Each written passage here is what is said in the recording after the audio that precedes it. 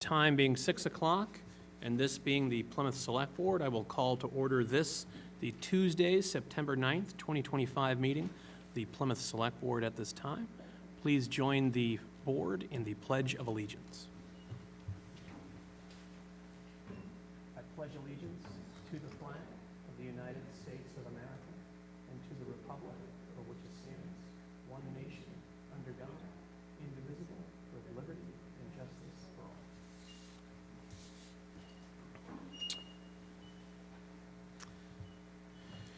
Thank you. Tonight's meeting of the Plymouth Select Board is taking place in a hybrid format. Members of the board are joining us here in person at the Great Hall. Presenters or members of the public may be joining us virtually over the Zoom webinar platform.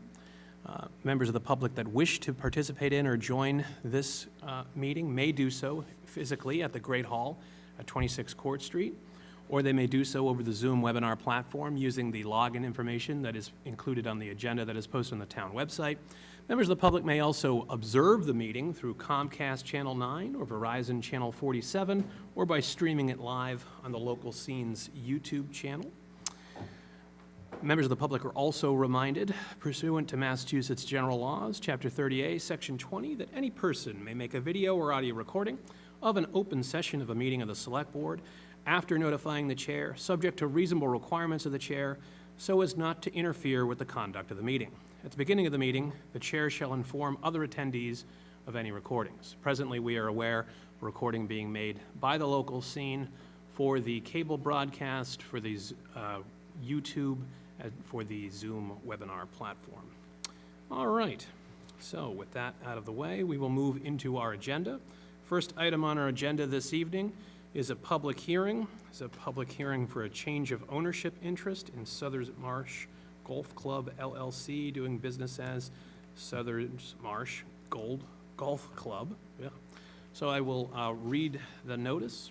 In accordance with Chapter 138, Massachusetts General Laws, as amended, notice is hereby given that a public hearing will be held at the Plymouth Town Hall, 26 Court Street, on Tuesday, September 9th, 2025, at 6 p.m., to consider the application for a change of ownership interest for Southern Marsh Golf Club LLC, doing business as Southern Marsh Golf Club, 30 Southern Marsh Lane, William B. Stearns IV, manager, holder of an annual all-alcohol restaurant license.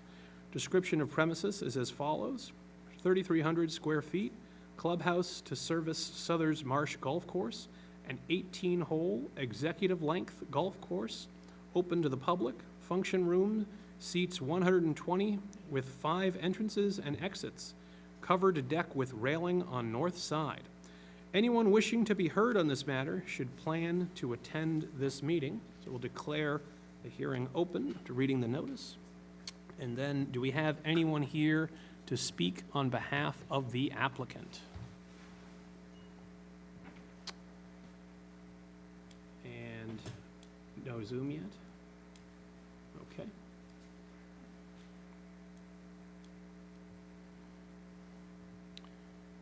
We are having a slight hiccup in our Zoom webinar, so we will wait to see if the applicant is appearing virtually over the... Oh, you are. Very well. Well, if you could then take the podium and introduce yourself. And the board you can say anything you'd like about your application, and then the board may have questions for you as well. Okay. William Stearns from Southern Marsh. My father passed. Ownership, his ownership stake went to my mother, and I'm going to be the new manager. I mean, I've worked there since we built it, 25 years. Okay. All right. Anything else you'd like to add before we open it up for questions? Okay. Any questions for the applicant? All right. Hearing and seeing none. I assume you're not changing anything other than who's running it? Exactly. Yep. Okay. Thank you. Thank you very much. Is there anyone else present that wishes to speak in favor of the application? Hearing and seeing no one in person. Do we have Zoom yet? We do. And no one. All right. Is there anyone here in person to speak in opposition of the application? Hearing and seeing none. Is there anyone over the Zoom to speak in opposition? All right. Any other questions from board members? Hearing and seeing none, I will close the hearing at this time. Wish of the board in regards to the application.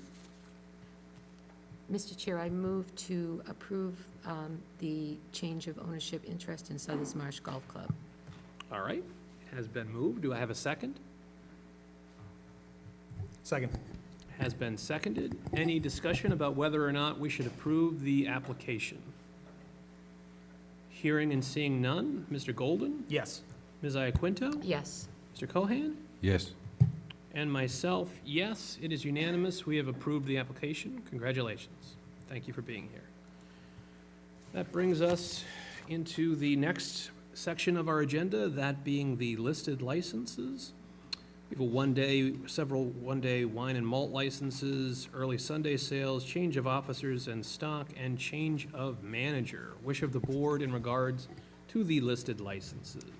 Mr. Chair, if my colleagues don't wish to take these in order, I'll make a motion to approve all of the licenses. The one-day wine and malt licenses, the early Sunday sales for liquor, the change of officer and stock for liquor, and the change of manager for liquor licenses as a group.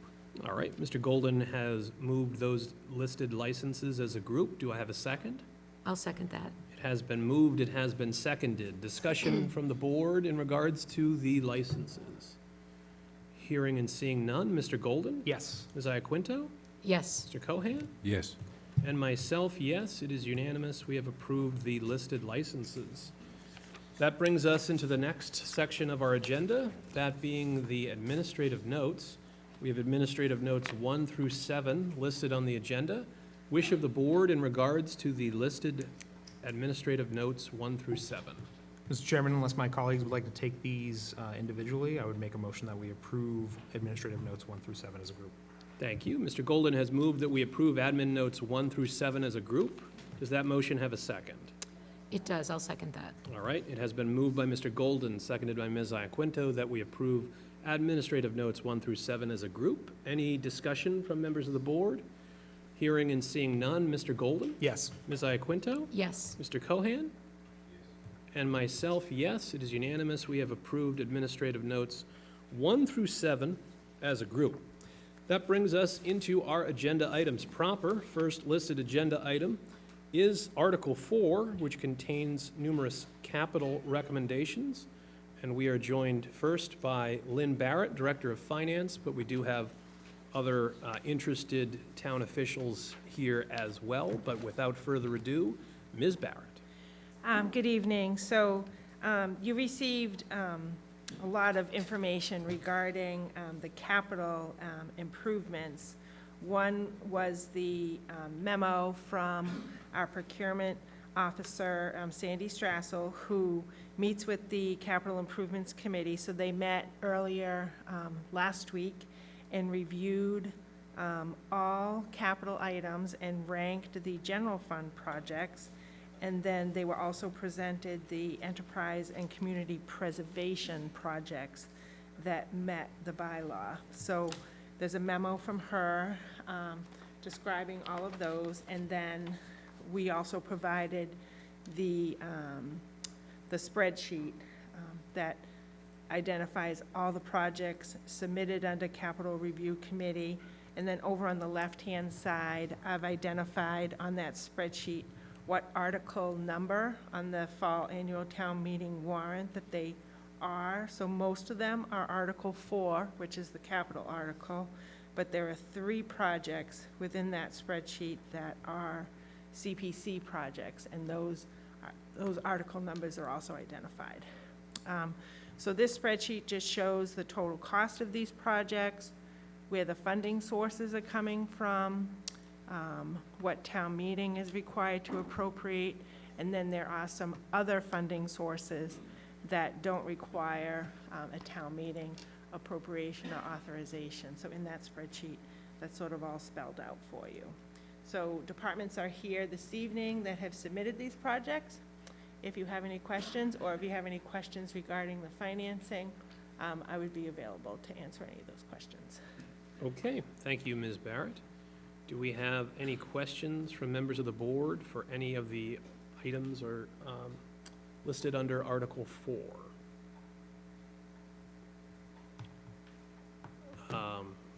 Do we have, if no one else, do we have anyone here to present or answer questions on the request for the visitors center?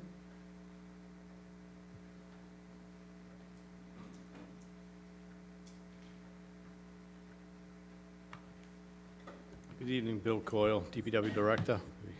I'll try to answer your questions the best I can. I know Carl Anderson is also on his way, but Okay. I'll do my best. All right.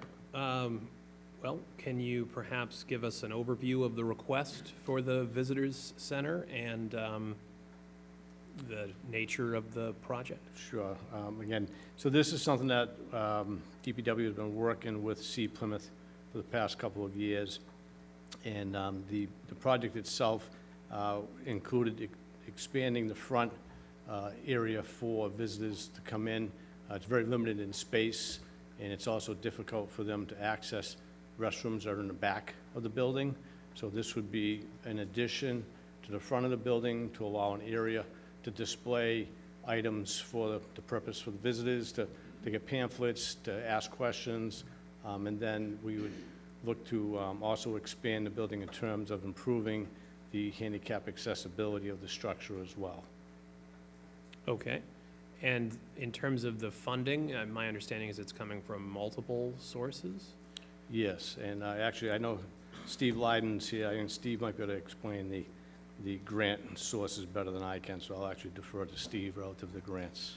Certainly. Mr. Steve Leiden? Thank you. The Visitor Service Board has granted their request of Plymouth, and they now have $210,000 in their account. Also, there is a possibility of getting a MOT grant off of Massachusetts Office of Tourism. That grant was supposed to be already granted, but somehow they're still holding it up. We don't know why. So that would be the major source of funding.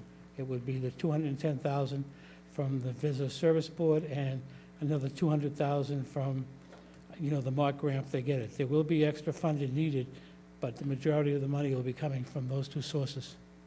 And Mr. Leiden, before you walk away, do you know, so the grant, we haven't received that yet. Do we know if we don't receive the grant, what, if anything, is the plan in regards to that? Well, if the grant is not coming to fruition, then the DPW, Carl Anderson, will put in for 300, I forget the figure, 300 and something thousand to make up for the MOT grant that wasn't received. And where would that be That taxed? would be coming out of the general fund. So does this approval of this article would authorize that, or would that be a separate town meeting action to do that if the grant doesn't come through? So it really all depends on, because it's a general fund project, a town project that's been submitted, select board, it would really depend on what your wishes are. Town meeting could authorize the total, which includes the MOT grant, and then that authorization would be reduced if the MOT grant came in. But it could also provide that if the MOT grant didn't come in, then the town would pay for the balance, pay for the $200,000.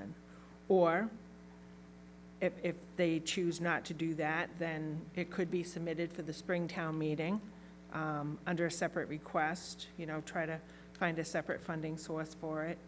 It really, because it's a general fund project, a town department project, the select board really has the wishes on what you would like to see proceed. So does what's the paperwork is a little unclear to me about what's being requested. Is it in the article paperwork, is that the In essence, total what, amount? what they're requesting is an appropriation of $178,518,000 from free cash for the amount, to the cost of the project that does not include money come from BSB or the MOT grant. So if the MOT grant doesn't come in, that $178,000 would need to be increased by $200,000 for a total request of like $378,518. Okay, so, and is this request just for the 178 or for the 378? It's really for the 378. Okay. And we don't have a time frame on hearing back on this grant? Would we hear back before town meeting, or we don't know? I know there are a lot of state grants you'll hear from Department of Energy Environment. I believe they're waiting.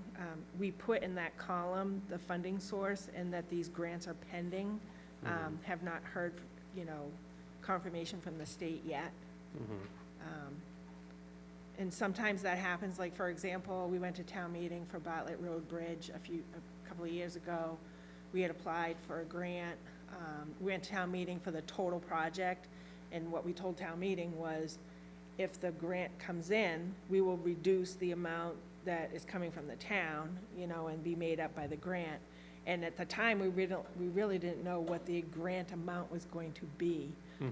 But the grant did ultimately come in, and we didn't have to, spend the whole amount on the town side. The grant, came in and paid for what it was supposed to pay for. And okay, but this is a grant, we don't know if we have it yet, but we do know what the dollar amount would be if we received it? I believe that they applied for $200,000. That's my understanding. Okay. Yep. And is this the type of grant, because I know different grants work differently, is this a grant where we need a reimbursement type grant, or is this a grant where we can spend it without appropriating the money? I just personally am a little uncomfortable approving. Because we're 378. asking for the total, it's a Yep. reimbursement grant. Do we have to approve 378, or could we just request 178 and wait to see how the grant does? You could, yeah, So you could do that. okay, so it's not one that we have to, like some of, for example, Mr. Gould's projects, we have to approve the total amount, but we know if we don't get the grant, we're not gonna go forward with the total amount. This is one we could just ask town meeting for 178,518, and then wait to see what happens on the 200,000, if we were so inclined to do that. Yep, that's another option, yes. Okay, thank you. Any other questions in regards to the Visitors Center expansion project while we're on that? Yes, Ms. Iaquinta? Yeah, so I had the pleasure of participating in the CIC process this year, and the Visitor Center, we prioritize that as number 2 on the list because there is a need. I visited the Visitor Center last week, and it's like a walk-in closet. It's quite small, and we definitely do need it, but I think there was also a lot of concern and discussion about the budget, just as you pointed out, Mr. Canty.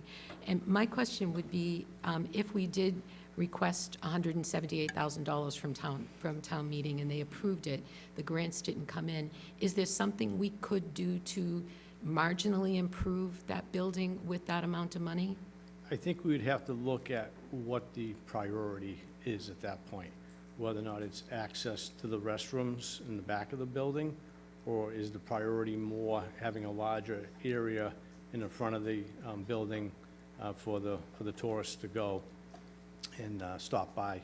My personal feeling was I would think that having a larger space would probably be more important. The restrooms are there. It's inconvenient, but they are accessible and they are there. So, but again, if we have a limited amount of funds to work with, we just have to scale the project back and do what we can with the funding that's available. The restrooms might actually be a good compromise, having them accessible from the inside, because the staff that I was chatting with there said that they preferred to have access to the restrooms from the inside because they were able to catch people on their way out. So people would come in, use the restroom, then come out and see a tour or a cruise or something that they'd want to go on. So they were a little bit concerned about losing access to that group that just came in the back and left through the back door. Sure. Thank you. Thank you. Any other questions on the Visitors Center expansion project item before we open it up to other items? All right. Thank you, Mr. Coyle and Thank Ms. you. Barrett.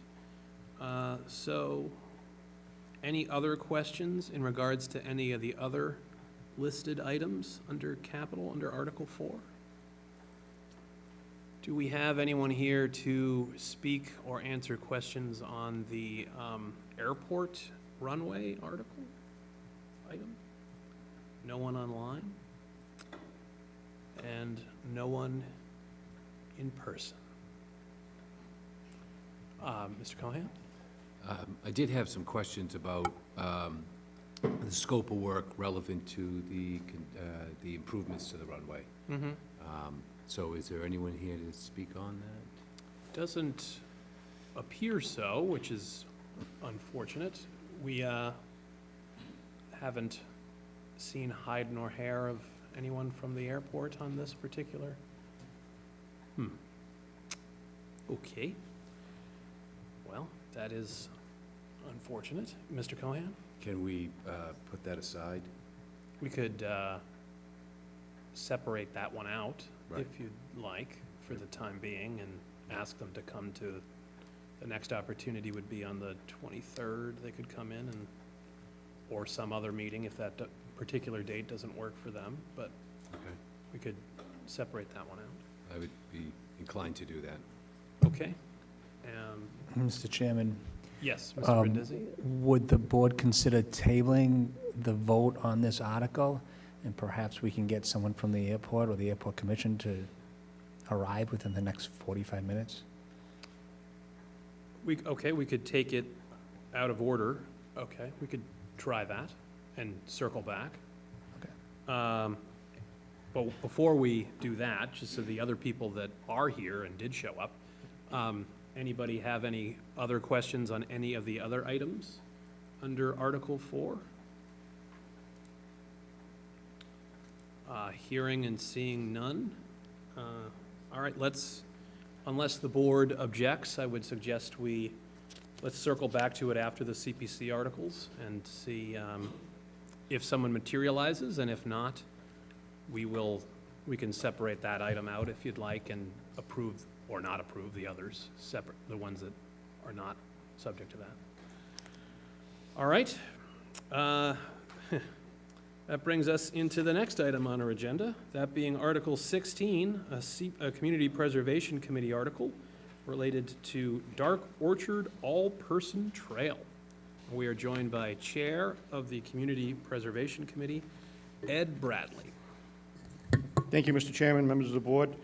My name is Ed Bradley. I'm the chairman of the Community Preservation Committee, and I'm here to present to you tonight the articles that we have voted on and asked to proceed to fall annual town meeting. The first of which is Article 16, which is an open space recreation article for the Dark Orchards All Persons Trail. This was unanimous vote of the committee, 8 in favor, none opposed, and none abstained, for the appropriation of, a total appropriation of $900,000 for the creation of an ADA accessible trails within the undeveloped portion of land within Jenny Park, for those people who cannot physically access any of the Plymouth's natural resources safely due to inaccessibility of trail marking and hiking trails. The funding for this article, $500,000 will be from the CPA available funds, $300,000 from the Environmental Affairs Fund, and $100,000 from a Mass Trails grant. The vote is contingent upon the town receiving the grant from the state to reimburse that portion of the cost. And David Gould and his team is here tonight if there's any questions. All right, thank you, Mr. Bradley. Any questions from the members of the board for either Mr. Bradley or David? Dark Orchard All-Person Trail article.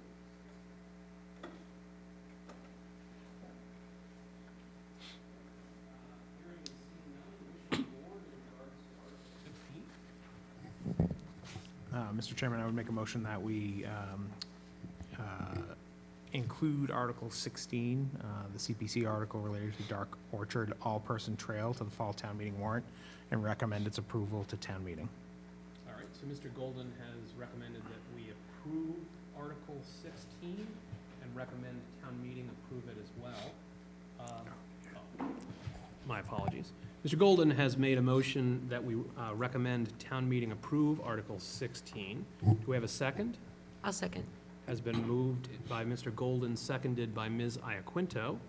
Any discussion from members of the board in regards to Article 16? Mr. Golden? I just want to highlight that I think this is a great project. It'll bring some much-needed improvement to this area and way of making it accessible to folks who can't currently use it. So I want to thank Mr. Gould and his team for working on this.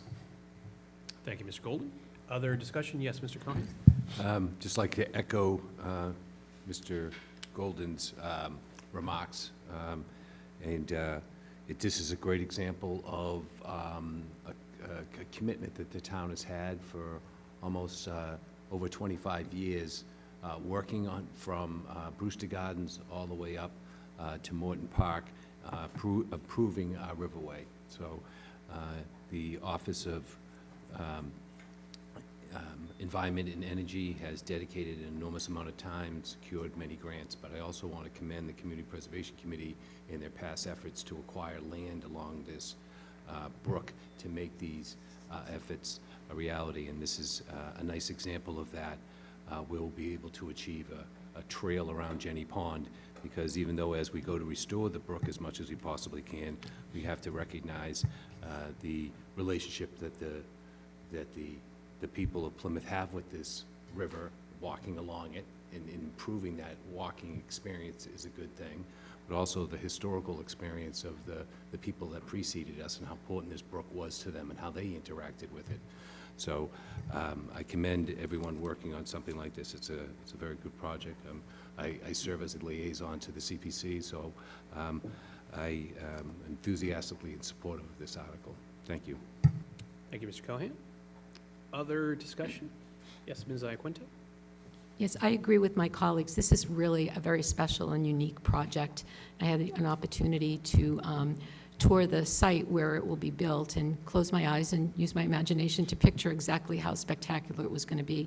And I can see it as being a real destination for people with accessibility issues who also love and value the outdoors and having the opportunity to experience the trails and nature the same way, you know, the rest of our other residents within the town will do. So I think it's going to be great for tourism. It's going to be great for our school field trips. I just think it's going to have a lot of values for a lot of different groups of people for a long time to come. Thank you, Ms. Iaquinto. Other discussion? If no one else, I will, I share the views of my colleagues, but I will not repeat them. But I do think the overall improvements to that area, particularly recently, have been very noticeable and very well done. And this is a nice addition to it, and I do particularly appreciate the inclusivity of it, so that because of the special nature of the town brook to the history of Plymouth, I think that allowing all of our residents to experience that is important. So I appreciate the article from the Department of Energy and Environment, and I certainly appreciate the Community Preservation Committee's support for it as well, and I hope that town meeting will also. So, other discussion before I call for a vote? All right, hearing and seeing none. Mr. Golden, how do you vote? Yes. All right, Ms. Iaquinto? Yes. Mr. Cohan? Yes. And myself, yes, it is unanimous. That brings us into Article 17. Article 17 is also a Community Preservation Committee article. This is in relation to Gilmore land acquisition. We are joined once again by Chair of the CPC, Ed Bradley. Thank you. Article 17 is another open space recreation article, the Gilmore land purchase. This was also a unanimous vote of the committee, 8 in favor, none against, and no abstentions to forward this on to town meeting. The This is for the purchase of 13 parcels of land totaling 20.8 acres to benefit the town in 3 ways. One, it will provide some open space and recreation. It will remove the land from the present practices, and ecosystem benefits resulting from the major change in land use. Purchasing this land will result in connectivity to abutting tracts of open space town-owned Beaver Dam Conservation Area and the nonprofit Mass Audubon-owned Tidmarsh Wildland Sanctuary. There is already some trails going into Little Island Pond. This vote is contingent upon the town receiving a $448,000 in-grant reimbursement. All right. Thank you, Mr. Bradley. Any questions from members of the board for Mr. Bradley in regards to the Gilmore land acquisition proposed under Article 17? Hearing and seeing none, wish of the board in regards to Article 17. Mr. Chairman, thank you for the reminder that we don't get a say as to whether or not CPC articles go on to the warrant, so I will make a motion that we approve, we recommend that town meeting approve Article 17, CPC article related to Gilmore land acquisition. Thank you, Mr. Golden. And does that motion have a second? It does, I'll second that. All right, it has been moved by Mr. Golden, seconded by Ms. Iaquinto, that we recommend town meeting approve Article 17, a CPC article related to the Gilmore land acquisition. Discussion from members of the board. Hearing and seeing none, I will call for the vote. Mr. Golden? Yes. Ms. Iaquinto? Yes. Mr. Cohan? Yes. And myself, yes, it is unanimous. We have recommended that town meeting approve Article 17. That brings us into the next item on our listed agenda, that being Article 19, also a Community Preservation Committee article. This one, historic preservation related to the Little Red Schoolhouse. We are joined once again by Chair of the CPC, Ed Bradley. Thank you. Article 19 is historic preservation for the Little Red Schoolhouse in Cedarville. The committee recommended this to go to town meeting by a vote of 7 in favor, 1 opposed, and no abstentions. This is article to request an appropriation of $36,000 of CPC funding for an existing condition study of the historically significant Little Red Schoolhouse built in 1830, as to further evaluate the necessary steps to preserve that structure. All right. Thank you, Mr. Bradley. Any questions from members of the board in regards to Article 19 for Mr. Bradley? Hearing and seeing none, wish of the board in regards to Article 19. Mr. Chairman, I'll make a motion that we recommend town meeting approve Article 19, the CPC article related to historic preservation of the Little Red Schoolhouse. All right. Thank you, Mr. Golden. Does Mr. Golden's motion have a second? I'll second. It has been moved, it has been seconded that we recommend town meeting approve Article 19. Any discussion from members of the board? Yes, Mr. Golden.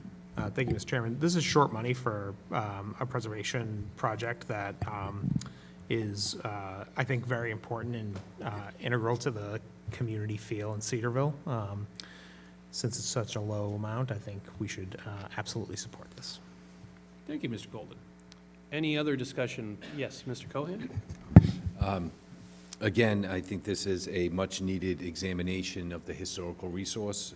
Over the years, we've had different discussions about what the possibilities might be for the building in terms of the historical integrity of the building, but also how we plan to use the building in the near future. So this is the first step to examine what this building, what the condition is of the building, to give a larger discussion about the possibilities of improvements on the site to accommodate the public use.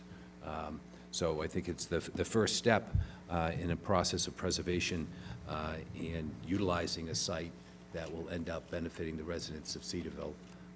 So I'm in support of the article, and I'd like to see this effort continue. Thank you. Thank you, Mr. Cohan.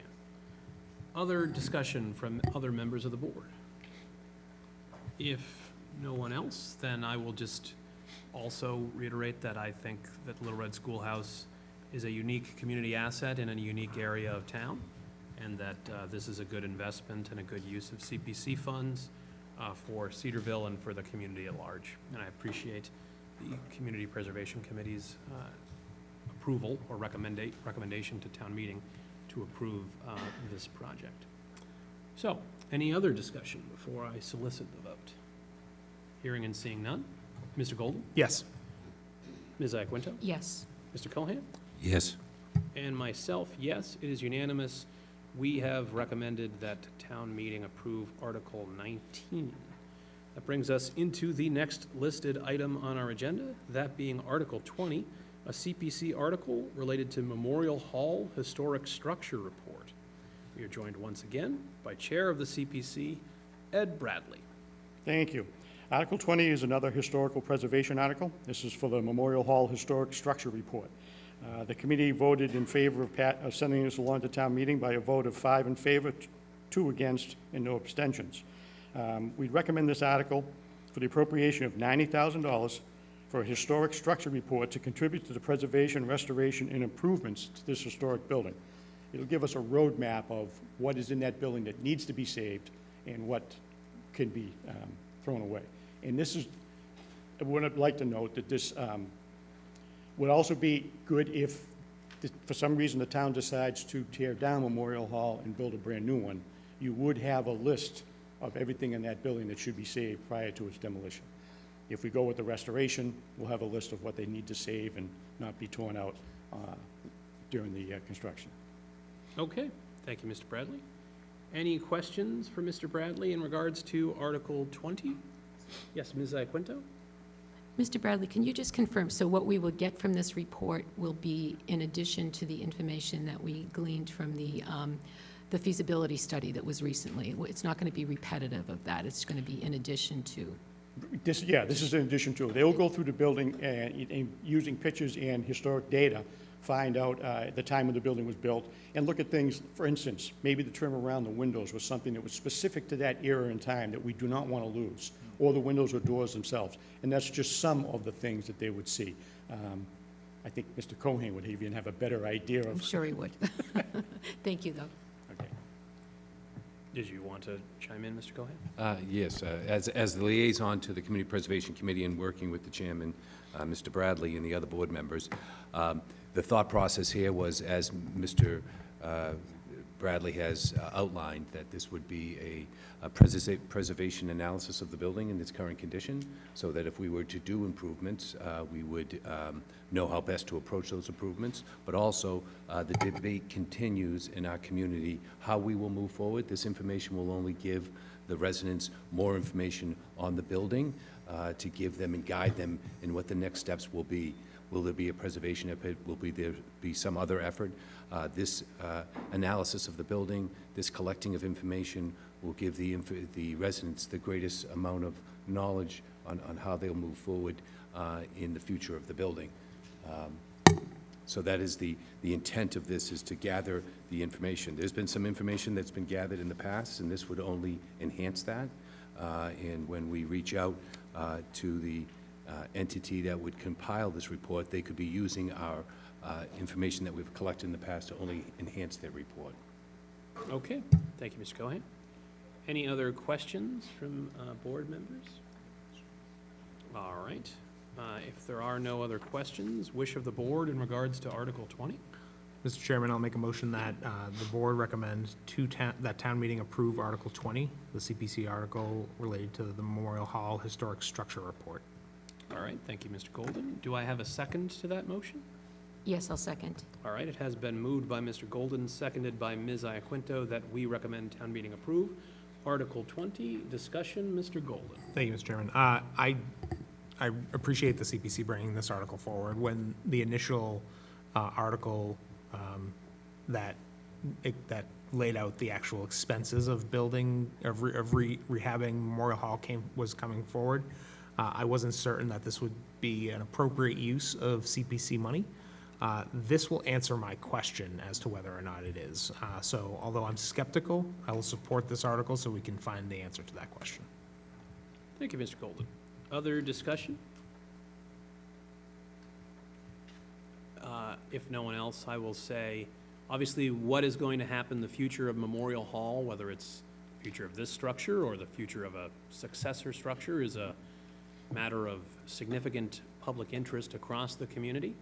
but I think this, this study is valuable in assessing our options before we make a final determination, regardless of what that final determination will be. So I will encourage town meeting to support this so we can move forward in the process. Any other discussion from my colleagues? Hearing and seeing none, I will call for the vote. Mr. Golden? Yes. Ms. Iaquinta? Yes. Mr. Cohan? Yes. And myself, yes, it is unanimous. We have recommended that town meeting approve Article 20.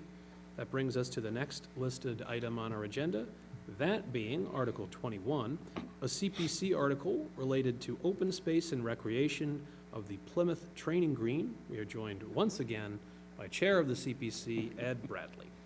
Thank you. Article 21 is another open space and recreation article. This is for the Plymouth Training Green that we all know of down on Sandwich Street.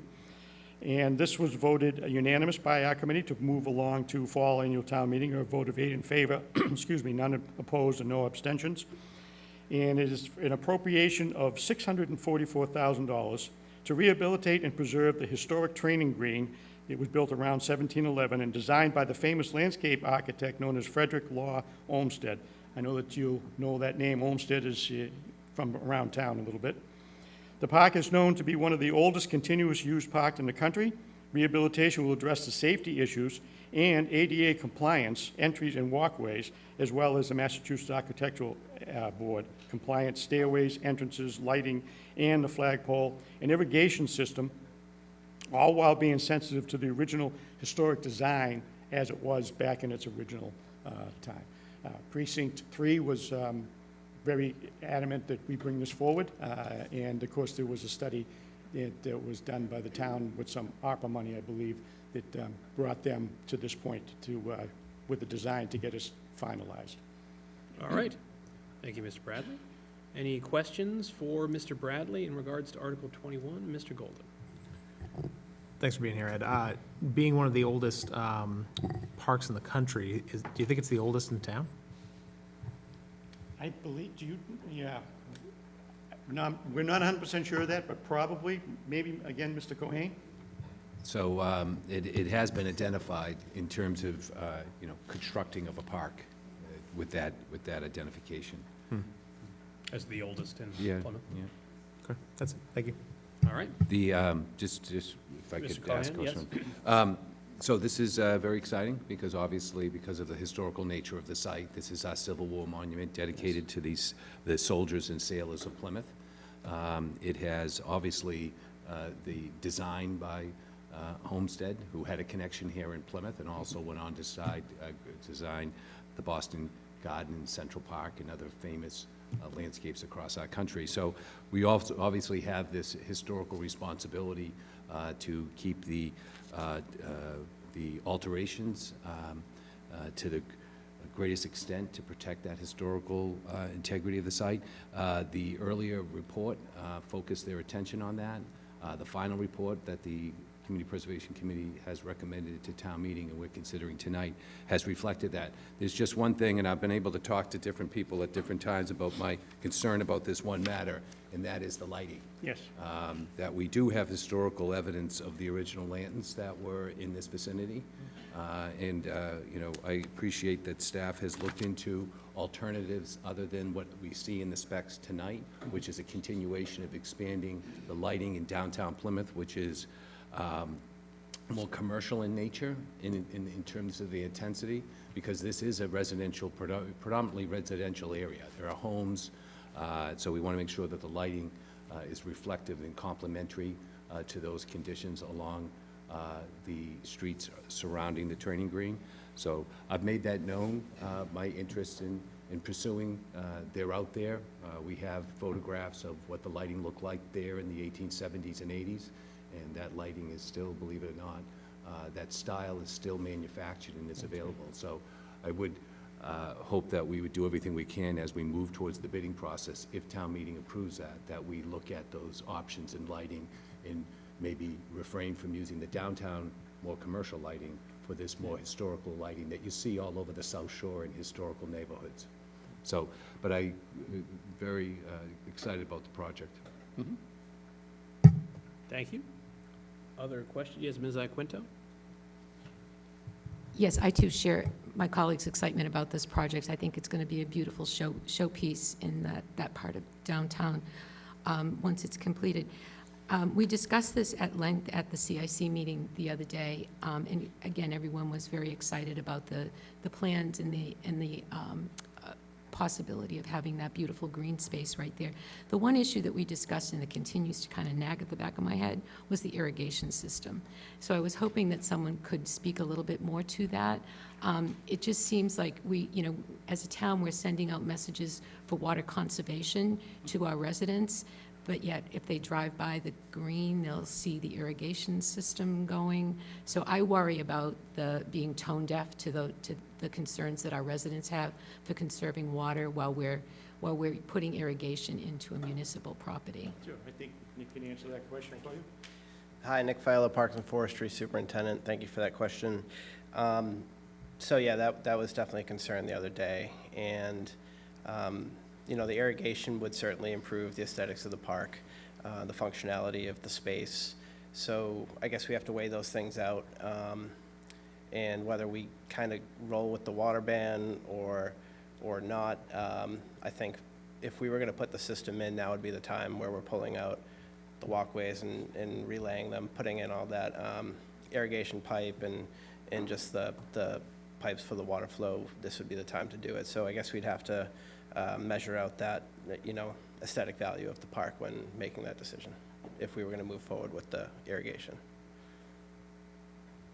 So just to make sure that I understand, we would follow the no water bans, or I did you say we wouldn't be might? the one to make that call, so I'm not.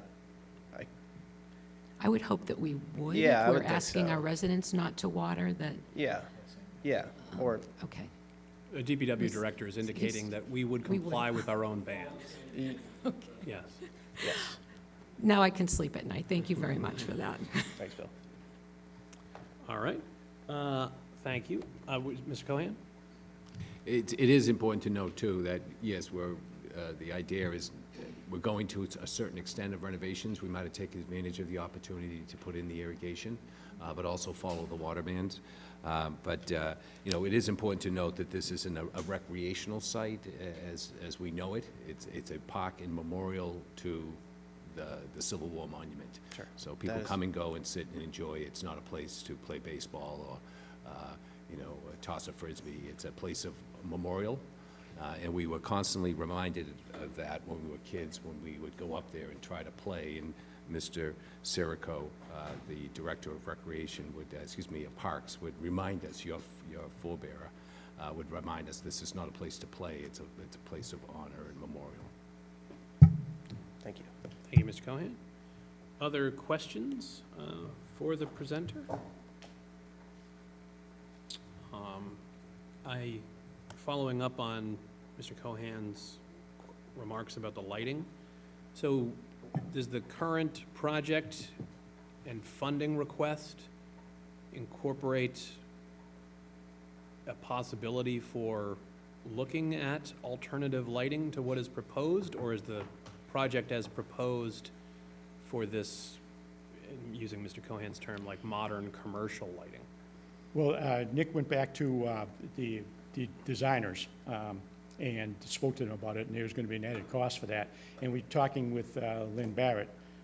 We have a plan to move forward as is right now, and if we need to add some money for that particular part of it, that portion of it, we will when we get back. Then again, there is some contingency money built in, so a lot of it depends upon how well the project goes and whether or not we need to get some more money or we're able to have some. Mr. Coyle, do you have any? No?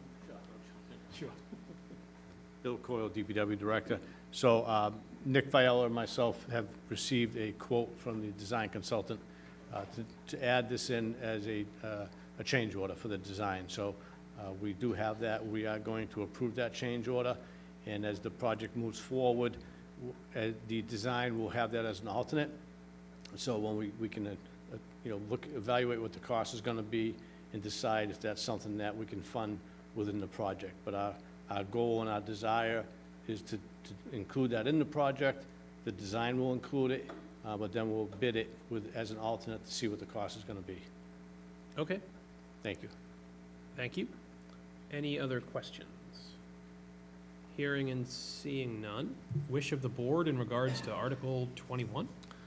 Mr. Chairman, I make a motion that we recommend that town meeting approve Article 21, the CPC article related to open space and recreation at the Plymouth Training Green. Thank you, Mr. Golden. Does Mr. Golden's motion have a second? It does. I will second. All right. Mr. Golden has moved. Ms. Iaquinto has seconded that we recommend town meeting approve Article 21, a CPC article for open space and recreation related to the Plymouth Training Green. Discussion from members of the board. Mr. Golden. Thank you, Mr. Chairman. I think this unassuming small park in town is actually one of the most important parcels under our care and control. Given its connection to some of the earliest days of the Plymouth colony and the subsequent war for independence, and really all of the early wars that this nation was involved in.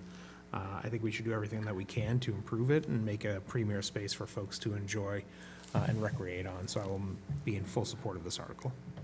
Thank you, Mr. Golden. Other discussion from other members of the board? Mr. Cohen? Just to add to David's comments, it was our training green before it was a Civil War monument. It went back literally to the formation of the colony and of during the Revolution as a place to where you would muster your troops and you would train. So it has a long history that precedes the Civil War, and each generation of Plymouthians has come out and made this an important site, and I think our generation is making that commitment at Fall Town Meeting. Thank you, Mr. Cohen. Yes, Ms. Iaquinto? Yes, I am very excited about this project as well. I lived here for, I think, 4 or 5 years and had walked by that area probably a couple of times a week and really didn't pay it any attention, didn't even really know what it was. So now that I've learned the history of it and we understand the plans for it, I'm super excited about it. And also, I think it's also an opportunity for us to do some education. So perhaps once the designs get going, we could think about signage and different ways to explain exactly the significance of that park and of the monument, just so that it becomes more meaningful for people, as it did for me over time. Thank you, Ms. Iaquinto. Other discussion? I will add my 2 cents. I know that there are many local area residents that live nearby the training green that are very interested in seeing it improved. It is, as my colleagues have pointed out, a very meaningful and historic park. If it is the oldest in Plymouth, and that is significant in and of its own right, but you know, since I've been on the board, my presence in that park has mostly been the culmination of the Memorial Day procession, where we enter into there and as part of, after the parade from behind Memorial Hall, it's one of the last stops. And obviously, in my time there, the ground and the walkways in particular could definitely use some TLC, but you know, that ceremony is somber, Memorial Day. I know that in May of 2024, when my father had died, he was a veteran and his name was read out as part of that ceremony. And I think a lot of Plymouth families have had that experience over the years. And so it is a park of remembrance, but it is also a place for our residents to enjoy in their own way as well, and I look forward to seeing it restored and maintained for generations to come. So I hope town meeting will see the light, so to speak, according to Mr. Cohen, and approve the article as well. So, any other discussion? Hearing and seeing none, I will call for the vote. Mr. Golden? Yes. Ms. Iaquinto? Yes. Mr. Cohen? Yes. And myself, yes. It is unanimous. We have recommended that town meeting approve Article 21.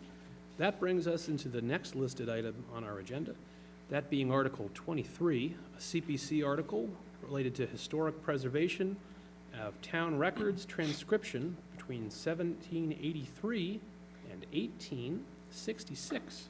We are joined once again by Chair of the CPC, Ed Bradley. Good evening, thank you. Article 23 is another historic preservation article, and this is for the town records transcription from the year 1783 till 1866.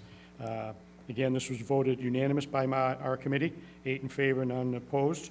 And it's to appropriate $35,000 for the transcribing of the town of Plymouth's historic significant records dated from 1783 to 1886. Once transcribed, these files will be uploaded onto the town's digital repository, where it will be in a searchable format. This project will fill in the gaps and provide the town with a complete set of transcribed, searchable records from 1636 to present. All right. Questions for members of the board? So am I to take it the only present gap in non-digitized records is between Connor? I believe so. There was a gap there that Connor and the town clerk had found. All right. Oh, boy.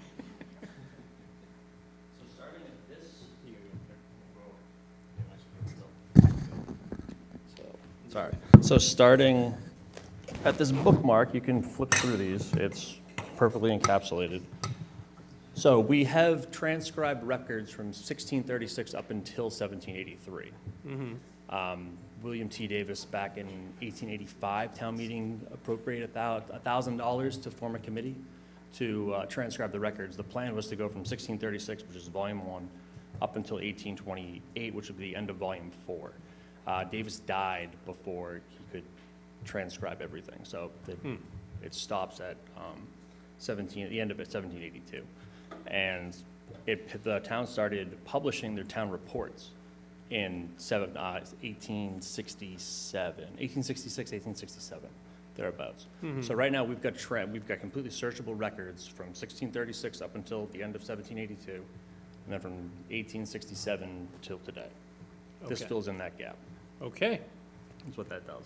All right. That is, sure. And you will see why we have to pay someone to transcribe those. Yes, I can.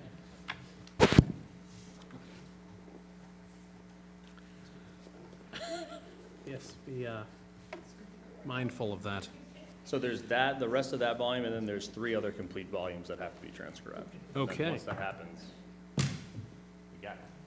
All right, let's give that back to you. It's precious, one of a kind, at least temporarily. It's a long way to say yes.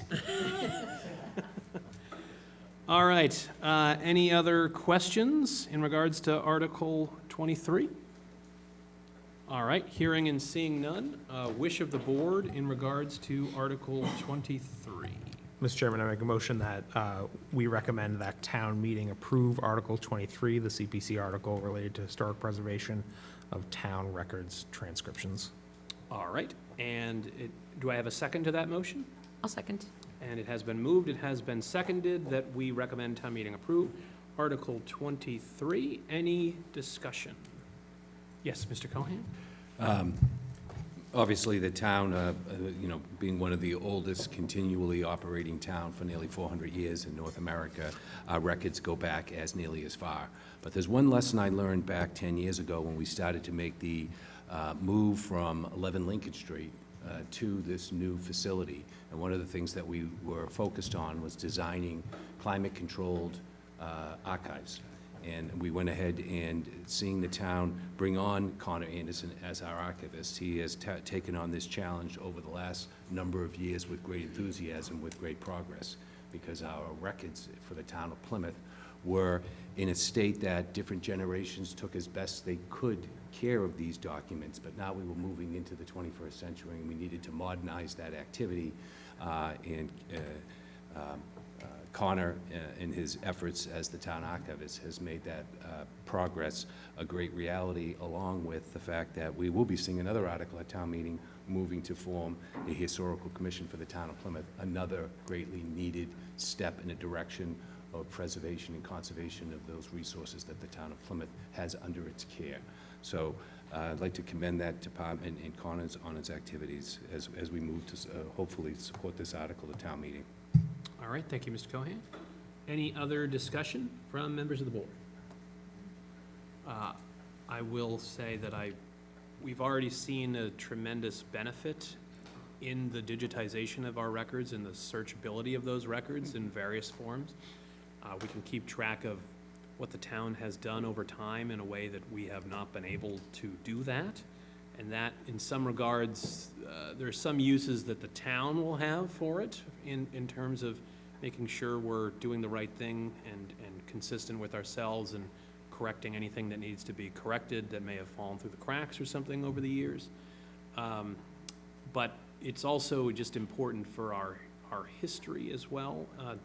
You know, we are in a digital age, and having this stuff searchable for residents that are doing a school project or just picking up a new hobby. You know, obviously genealogy and history is a big hobby for a lot of people.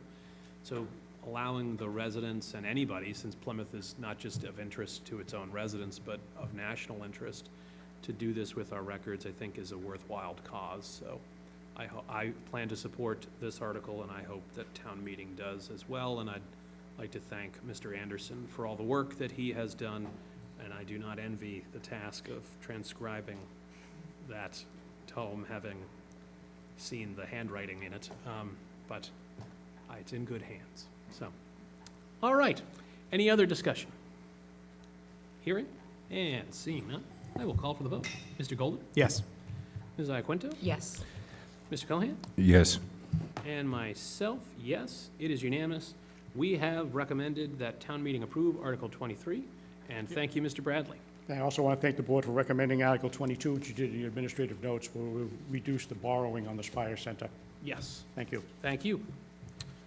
All right, so that brings us back to Article 4, which we temporarily tabled in hopes that we could secure someone from the airport to answer questions that myself and Mr. Cohen, and perhaps others, have in regards to that particular item. And I am told that the director of the airport is on the Zoom. All right, so Mr. Cardillo, if you'd like to unmute yourself, you have the floor. If there's anything you'd like to say in regards to the airport runway item, and then after you, if there is anything, after that, we will open it up to questions. If you don't want to say anything up front, that's okay, we'll just open it up to questions. But either way, Mr. Cardillo, you have the floor. Thank you, Chair. Matt Cardillo, Airport Manager. Can you hear me? You're a little soft, so if you could get a little closer to your mic, and we will ask Close as I can get. Is that good? No noticeable change. Okay.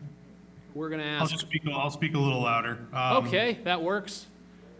So yeah, overall, this is a reconstruction project, unlike the article that was on the table a couple of years ago for the extension. This is a resurfacing of the east-west runway. We call it runway 624, and it's 4,350 feet by 75 feet, and that is what is being reconstructed. It's essentially the same you would do as a street in town. We go in there, we get rid of the existing pavement, and then we put down new pavement. The current runway has cracks that are 2 to 4 inches wide. It's currently 28 years old, and it has a PCI, which is a pavement condition index, of 53. That's done by the state. And the state does have a crack sealing program, and we do take advantage of that when we can. But these cracks and some of the problems with the runway are just beyond crack sealing ability. If there's any questions, I can talk about the funding sources if needed, but I just wasn't sure if you guys wanted to know more about the project or the funding, so. Sure. I will open it up for questions. Mr. Cohen? Yes. Matt, Bill Cohen, I just had, as you know, I've had a chance to attend, as some of my fellow board members have attended, the Airport Commission meetings, the Airport Advisory meetings. If you could just elaborate a little further on the extent of the renovations to the runway in terms of repaving and the scope of work in terms of the underlaying and what might occur. Any elaboration on what you expect or what will drive that analysis? Obviously, at some point, you'll have to go to bid on this project, and there'll be a scope of work based on engineering designs for the improvement of the runway. I think there was some concern in just having some understanding about the scope of work, the extent of work. You've noted that it is about paving. How far beyond paving will go? Could there be underlaying? Could there be changing of subsurface materials? Things of that nature. I think that if anything you can elaborate on that, that would be a great help to the community. Thank you, Matt. Yeah, thank you very much, Mr. Cohen. Yes, I'll elaborate on that a little bit. The process would be that once, if it goes through town meeting, that would be our local shares appropriated, and then the government, or the FAA would then allow us to go to bid, and part of the original, or part of the scoping process is to do borings of the runway. That boring would give us condition of existing pavement as well as the sub-base below it. Until that is done, there really can't be a deep analysis of what would need to be done to the underlying sub-base, and therefore the asphalt above that. So we really can't say as of right now the consistency of that sub-base or the thickness of the runway. It all depends on those borings. I will say that it will be designed, the FAA has design standards, and it will be designed to a B2 category airport, which the airport currently is. And those design standards are within the FAA's control, and it will be it won't be designed for anything other than a B2 aircraft, which is the current aircraft that utilizes the runway and is the design category aircraft. I hope that answers your question, Mr. Cohen. Mr. Cohen? Matt, that does help a great deal. Just in note, if there's, if the B2 does come with FAA requirements, that would be great to see those requirements, what they're requiring, if that's made available. And just a quick question on the borings. Could the borings be done sooner rather than later, so you'd know what, in relationship to FAA's regulations and scope of work? Could those borings be done in advance? And as a result, so those are my two questions. One, B2, FAA has regulations. It'd be great to see what those requirements are. And two, could the boring be done sooner rather than later? What is your expectations on boring activity? We're required to I'll have to reach out to my engineer about the requirements for the B2 category. They are the experts, and I don't want to speak on their behalf. And in regards to the boring, we do have our capital meeting with the FAA probably in the next week or two. I can ask if we could scope outside of the scope of, as of right now, that scope for the borings is within the entire design and build project there, but we might be able to ask if we could do the borings ahead of time. But I couldn't give you a yes or no answer. I don't believe they would do it. It's probably just going to be all underneath the same umbrella, but I can ask. Go ahead, Ms. Cohen. Thank you very much, Matt. That's helpful. Anything you can do to, open up a further dialogue internally about that would be great. The only other thing I can think about when it comes, the reason I focus on that line of questioning is because obviously, the borings are going to give the engineers some direction. The engineers are going to come up with a design. There's going to probably be some sort of independent cost estimate. There'll be some cost estimate before you put it out to bid to make sure the town meeting and appropriated the amount of money, or your recommendation to use the money that you have in your control to do that work. So that's the focus I have on that boring, is that if we get this information sooner rather than later, we know what this is going to actually cost. Is it just a quick paving? Is it something more elaborate? Obviously, there's a differential in costs in that. So I was just thinking about the costs as you start to move forward. Will town meeting in this action be covering that cost, or we possibly might see going back to town meeting because we found something during the boring process that said we didn't know going to town meeting initially. It's just something to keep in mind. You're doing a great job out there. I've attended these meetings. I'm very impressed with the professionalism of your effort and your efforts to work with the neighborhood. So thank you, Matt. Thank you. Thank you, Mr. Cohen. And yes, Ms. Iaquinto. Hi, Matt, it's Deb Iaquinto. I do think it would be helpful for those watching and listening if you could just go over the funding for this project, because I think it's important to note that the vast majority of this project is being funded through the FAA.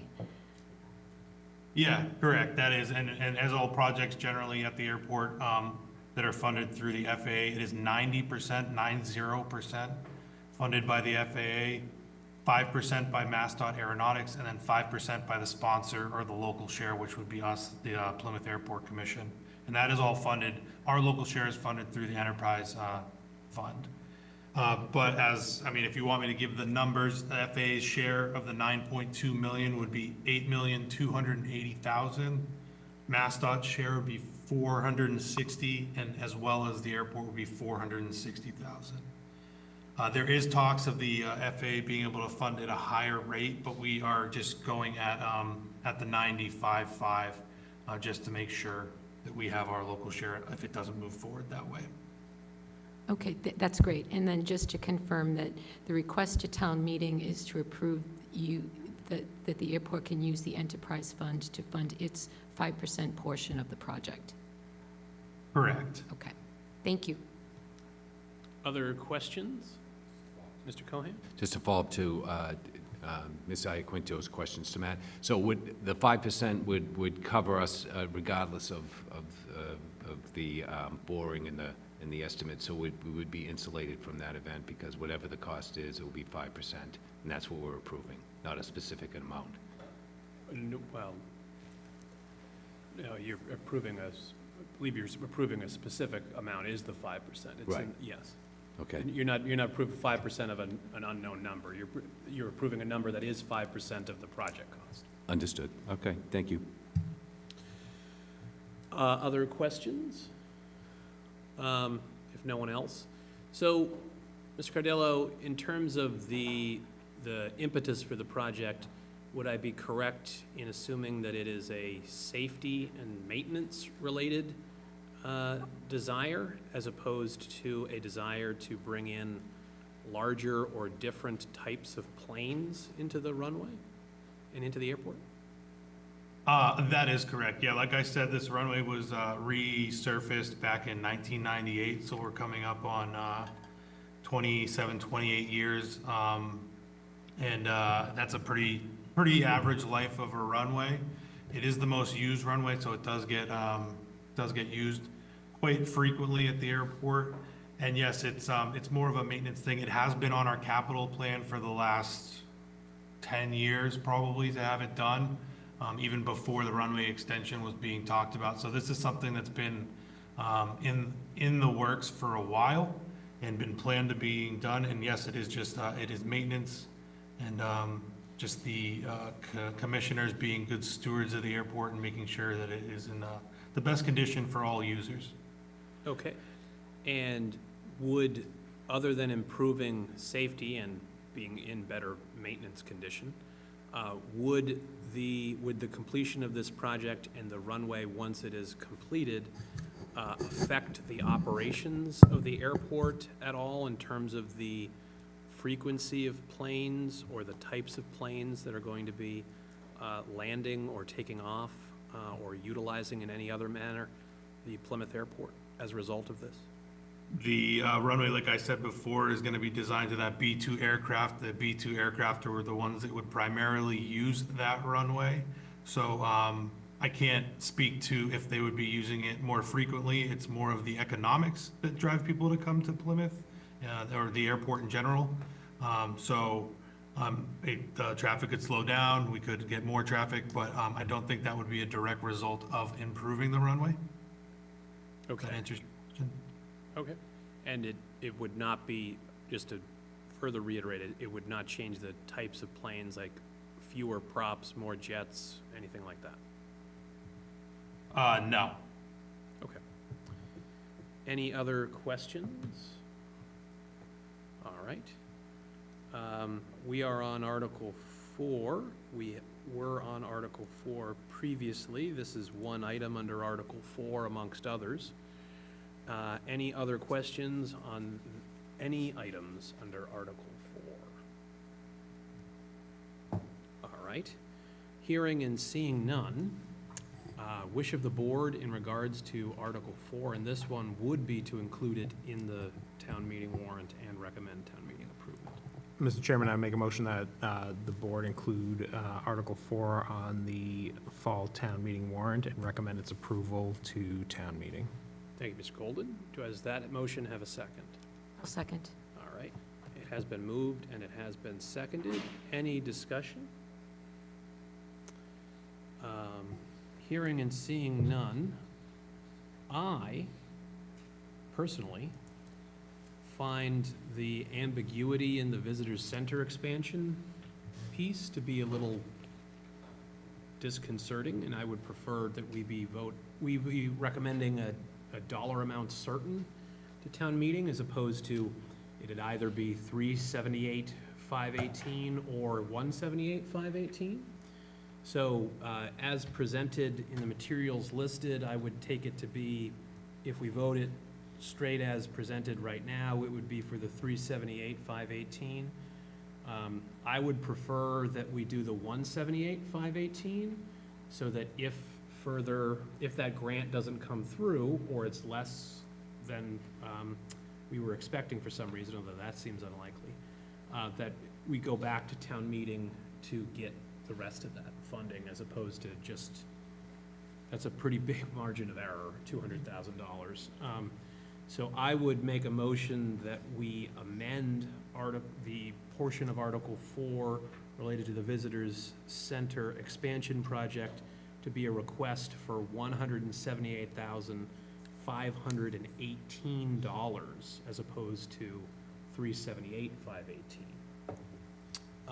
Does that motion have a second? If it does, then that would be, we would be discussing the motion to amend. If it does not, then we would go back to the main motion unamended. Second? All right, it has been moved by myself, and it has been seconded by Mr. Golden that we amend that portion of Article 4 to be clearly for 178,518. Discussion on the motion to amend? Yes, Mr. Golden? I know it's a little out of the ordinary, but could I ask a question to Ms. Barrett, since this is a new element? You may. I will take us out of questions and open it, out of discussion rather, and back into questions, so that you can ask Ms. Barrett your question. Thank you. Lynn, if we were to vote on the original amount versus the amended amount, and we were to have greater funding through a grant, for example, could we go back to town meeting and reduce the amount that we've committed to the project? I guess what I'm asking is, like, should we fully fund this? And then if there are better monies that aren't coming through the tax base, could we go back to town meeting and say, all right, we're going to reduce the amount that we're paying in and use the grant money instead? Sure, so I guess what I would envision, if we're gonna vote the larger amount, we could authorize to borrow the 378 with language in the motion that says if the 200,000 comes in, we would reduce that 378 down to 178, and the 200,000 we would be able to borrow in anticipation of receiving the grant. If the grant doesn't come through and there's no language in the motion that it's contingent upon getting the grant, then we would still be able to borrow the whole amount and pay for it ourselves. You're welcome. While Ms. Barrett is there, any other questions for Ms. Barrett? There doesn't have to be, but just in case. Ms. Quinto? So, Lynn, this might seem like an obvious question, but I'm going to ask it anyways. So if we approve it for $178,000, and then that we do get the $200,000, that would make them whole, right? Okay. Yes. But the opposite is not true. So if we approved it for $378, and the grant did not come through, we couldn't then just say, oh, wait, we really only wanted to do 178 because the grant didn't come through. Correct. No, Okay. yeah, it would be the Okay. 378, Okay. unless you have language in the motion that says it's contingent upon receiving the $200,000 grant. If that was in the motion, then we couldn't do the project if the grant didn't come Got in. it, okay. Yeah. All right, Right. thanks. Yeah, and I would, that's why I would, because it's open-ended, so Yeah. it's a $200,000 swing if the grant doesn't come through. I'd rather we have to go back to town meeting and ask for the 378 if the grant doesn't go through, rather than just either or. I like that idea too, especially since I asked an earlier question about could we, if we only had $178,000 to work with, we could make some improvements to it, not what's currently envisioned, but we could make it a little bit more functional than it currently is. We are indirectly receiving some information, perhaps? So I've been notified that if we are granted the grant is only good for 1 year, meaning expiration as of what date, Steve, do you know? Is it June 30th of '26, or is it '27? Okay, But it could come back in the spring, correct? yeah. So, because Yeah. that's, right. Mr. Cohen? So I just want to just elaborate a little bit more on what just Steve said, that, that if we are awarded this, we have 1 year, so that would allow us to, if we don't get the grant, we can make the adjustment at Springtown meeting. That's what you're thinking? Yeah, as it currently presented, we would be recommending that this go forward regardless of whether we get the grant or not. If we get the grant, the feeling would be we would use the 200,000 and not put it on the taxpayers. But I think it would be, personally, I would be more comfortable if we approved 178 in hopes of getting the grant, and then if we know we don't get the grant in the spring, we can move forward, try to move forward for the full amount, if that is the wish of the board and the town meeting at that time. My only reservation there is that the longer we wait to do the improvements to this building, the higher the cost will be associated with improving the building. I mean, we're kind of struggling with this intensification of costs associated with renovations. If we know we're committed to the building, we should be committed to the building. It would be great to get the grant and move forward, but if we don't get the grant, you know, is the question, do we just do minor repairs? I guess that's the discussion amongst the board at this point, and this is the rationale for your proposal. Yeah, mine is hoping to seek further town meeting action. Okay. If the amount, because a $200,000 swing on a $178,000 item is significant. Correct. All right, thank you. You're welcome. Further discussion? Hearing and seeing none, we are voting on the motion to amend. So if you want to amend to reduce the item down to $178,518, you would vote yes. If you do not want to amend and allow for the whole $378,518 to remain, you would vote no. So in regards to that, how do we want to vote on the motion to amend, starting with Mr. Golden? Yes. Thank you. Ms. Iaquinto? Yes. Mr. Cohan? No. And myself, yes. So the vote is 3 in favor, 1 in opposition, no abstentions. The motion to amend does carry. So we have amended Article 4 to reduce the Visitors Center expansion item to a $178,518 request. Wish of the board, we already have a motion in regards to Article 4, so are there any other motions to amend, or do we want, or discussion, or do we want to go to the vote? We're ready to go to the vote. All right, so this is what, to include Article 4 as amended on the town meeting warrant and recommend that town meeting approve it. Mr. Golden? Yes. Ms. Iaquinto? Yes. Mr. Cohan? Yes. And myself, yes, it is unanimous. We have voted to include the amended Article 4 on the town meeting warrant and recommend that town meeting approve it. All right, so that brings us into the next item on our agenda, that being public comment. Do we have any members of the public in physical attendance that wish to give public comment? Yes, Mr. Light. Steve Lyden, Chairman of the Capital Committee. I'd like to thank Sandy and Lynn Barrett and Michelle for all the work they did and all the information they bring to this committee to help us make our decision. Without them, it would just be impossible for this committee to perform. They're just fantastic, and I think the employees should be recognized. So thank you very much. Thank you, Mr. Light. Do we have anyone else in physical attendance that wishes to speak under public comment? Yes, please identify yourself and come to the podium first, then identify yourself. You have up to 3 minutes.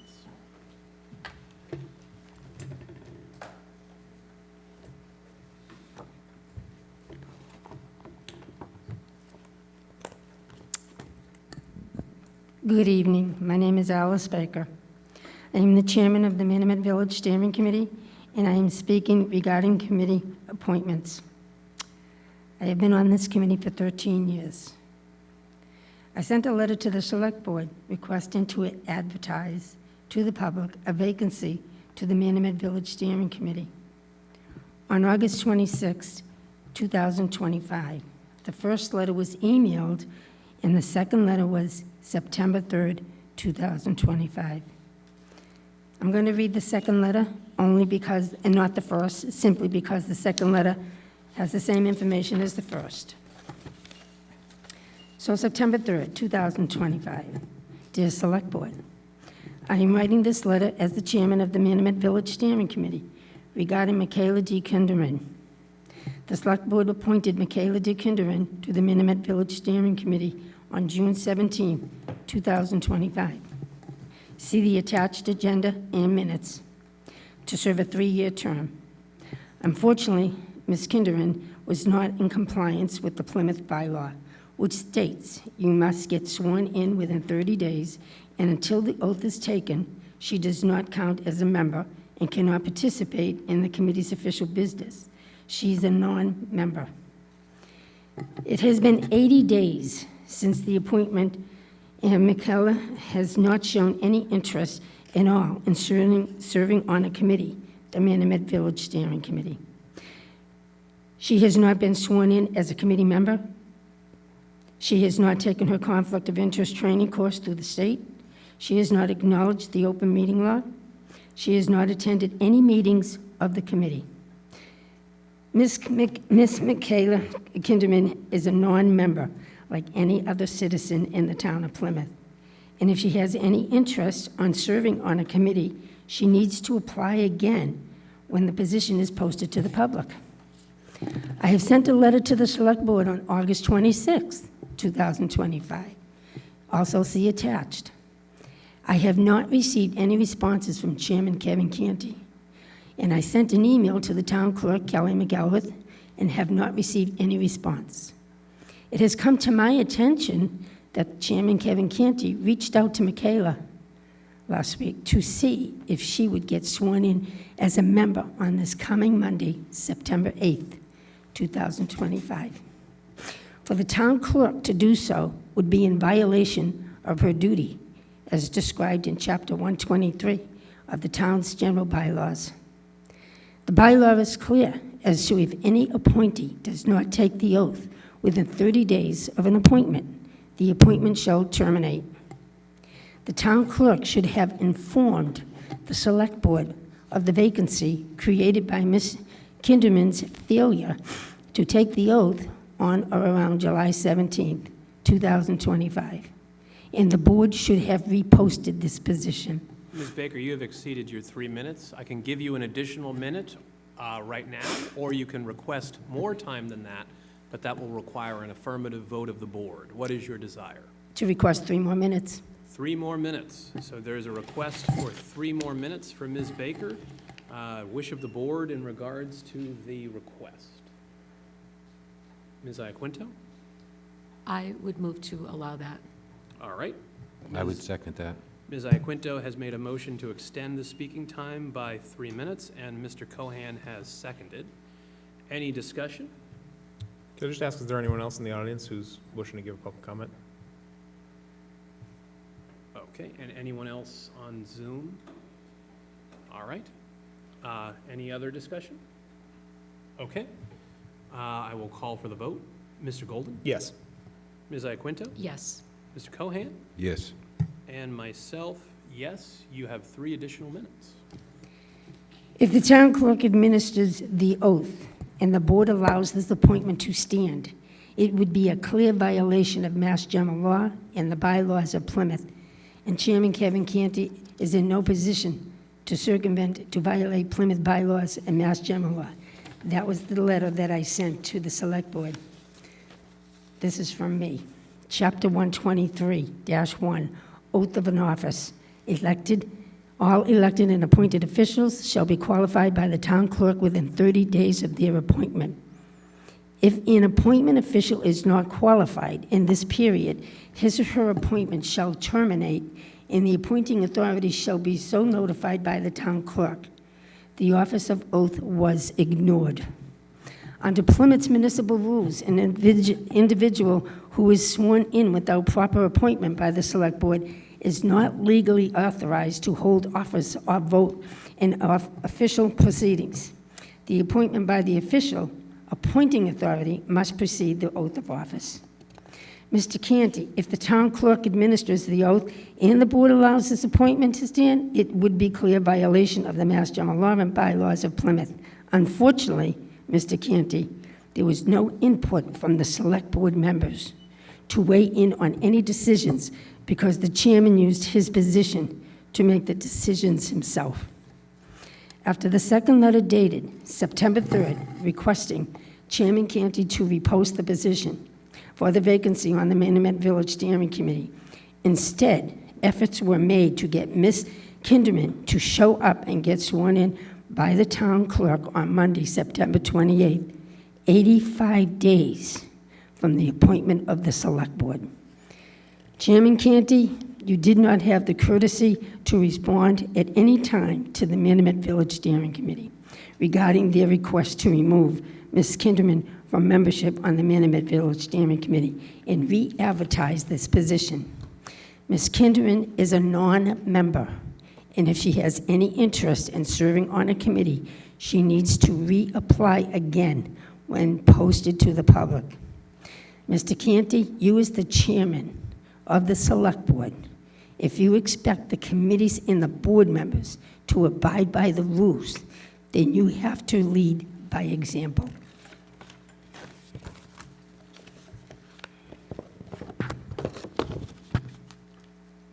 Okay. Thank you. Any other members of the public in physical attendance wishing to give public comment? All right. And anyone on Zoom?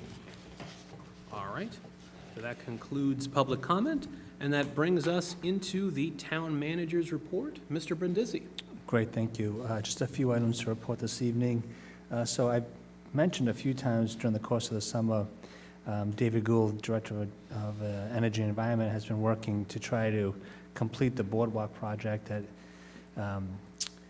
is around the Lobster Hut. And so I'm happy to report that we are nearing the end of this project. We are expecting that the boardwalk will be complete by Friday and will be open for use this coming Saturday. So I know it took a long time. We had some problem with the contractor during the winter months. We were able to remedy that, but the second contractor was backed up with prior commitments, so we had to wait some time. So it's exciting to see this project finally come to an end. I also want to report that I think for the first time in Plymouth history, the town of Plymouth, through the Recreation Division, and much credit to Ann Slusser for working with Special Olympics, we're going to be having 2 basketball skill centers, one for young adults and one for ages 3 to 7. I know Joe Young, our IT director, has been working alongside Ann Slusser to make this happen. So excited that we're able to participate and collaborate with the Special Olympics. Moving on, as I've reported in the past, we are in the throes of master planning Forges Field and the Hedges Pond Recreation Area. So at the Minimet Youth Center on Tuesday, September 30th at 6 p.m., we'll be holding a session to solicit community input into these two different planning processes. So again, trying to get out there, trying to get an understanding of what our community wants in these two recreation areas so that we can complete the master plan for both of those two projects. We are nearing the end of our pavement management program for this construction season.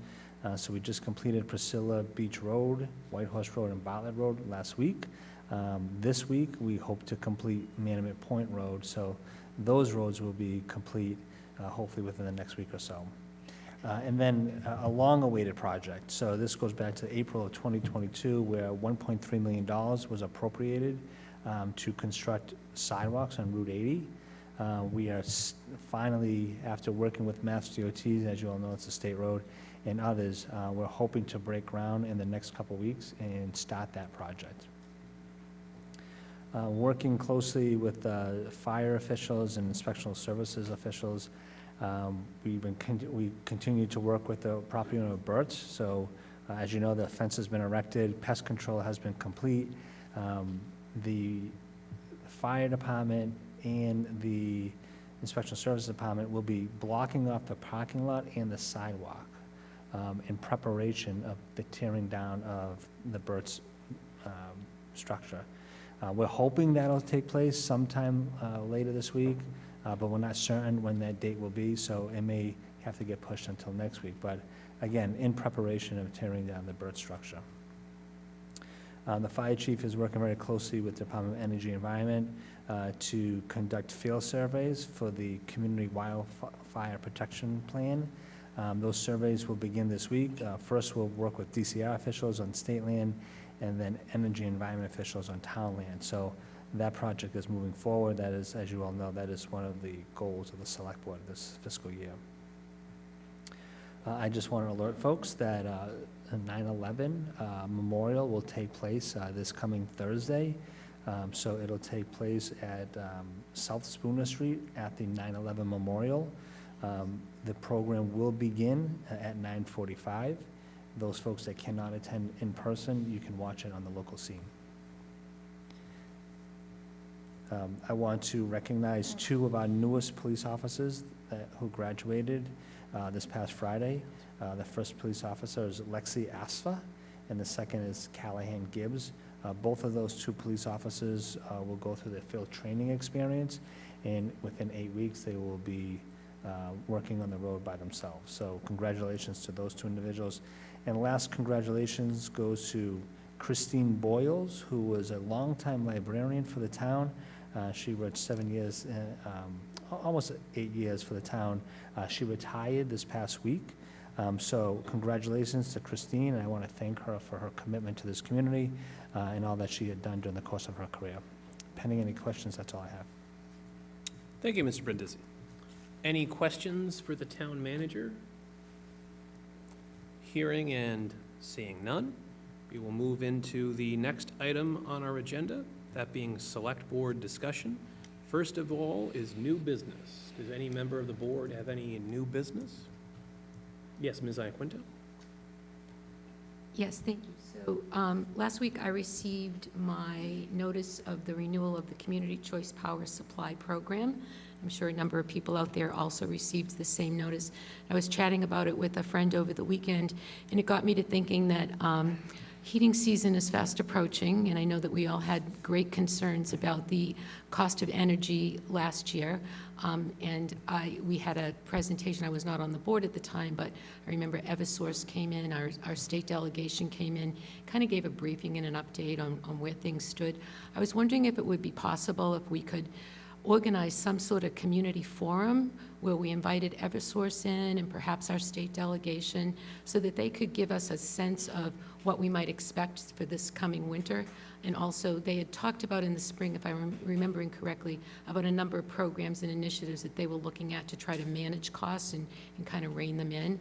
I think that if we could make that happen, that would be an amazing educational resource for me and for all of our residents, because I know that we had a few shocking billing cycles last year, and if we could do anything to prepare people and give people an opportunity to ask questions and to get a better understanding of what was happening, I think that would be great. And I am more than happy to work with whoever I need to work with to make that happen. So this would be something outside of a select board meeting. It would be truly a community forum on a date that we would choose that would make it accessible to as many people as possible. Thank you, Ms. Iaquinta. So we could certainly try doing that. We could see if we could get a room that could have television capabilities with local scene, like here or the 1820, depending on what day of the week it would lie in and what availability that would be. And we could invite the state delegation to participate, because I know they did one at either Plymouth North or Plymouth South. South, Yeah, and okay, and I don't think that one had, yeah, I don't think it was televised. So if we could, some people may not want to come to it, but they might want to observe it from the comfort of their home, or watch it online at a time that's convenient for them. So we could try and avail. I know it is it is a public interest, but is obviously not something the select board can directly control, the cost of our electricity in the community. So we can certainly follow up with both the state delegation and Eversource about that, and local scene, and try and get something scheduled in the near to medium future. That would be great. All right, no problem. Anyone, do you have any other new business, Ms. Iaquinta, or is that? There doesn't have to be. I have a letter. You have a letter. Well, I'll circle back when it's letter time. Any other new business from any other board members? Mr. Cohan? Yes, not sure if this is new or old business. It appears to be new. So tonight we heard a presentation made by different individuals who have applied for CPA funding. The CPC is met. The CPC is making its recommendations to town meeting, and these are taking the form of articles that are on our warrant that are going to town meeting. I believe that it's important that this board, the select board, hear all of the articles coming out of CPC going to town meeting, not just articles that may be categorized in one circumstance. I think for true transparency with the community about how their CPA funds are being used, about treating all applicants equally in terms of the process they're going through. It has been the past practices of the town for many years to hear all of these articles. I think that it being determined that we might not hear one article over another, I beg to differ with that. I prefer that we hear from the article from Habitat for Humanity to build an affordable housing unit. I would like to have that placed on the agenda. I'm prepared to make a motion to put it on the agenda in the near future so we can hear that article. And I wait to see what the pleasure of the board is on that subject.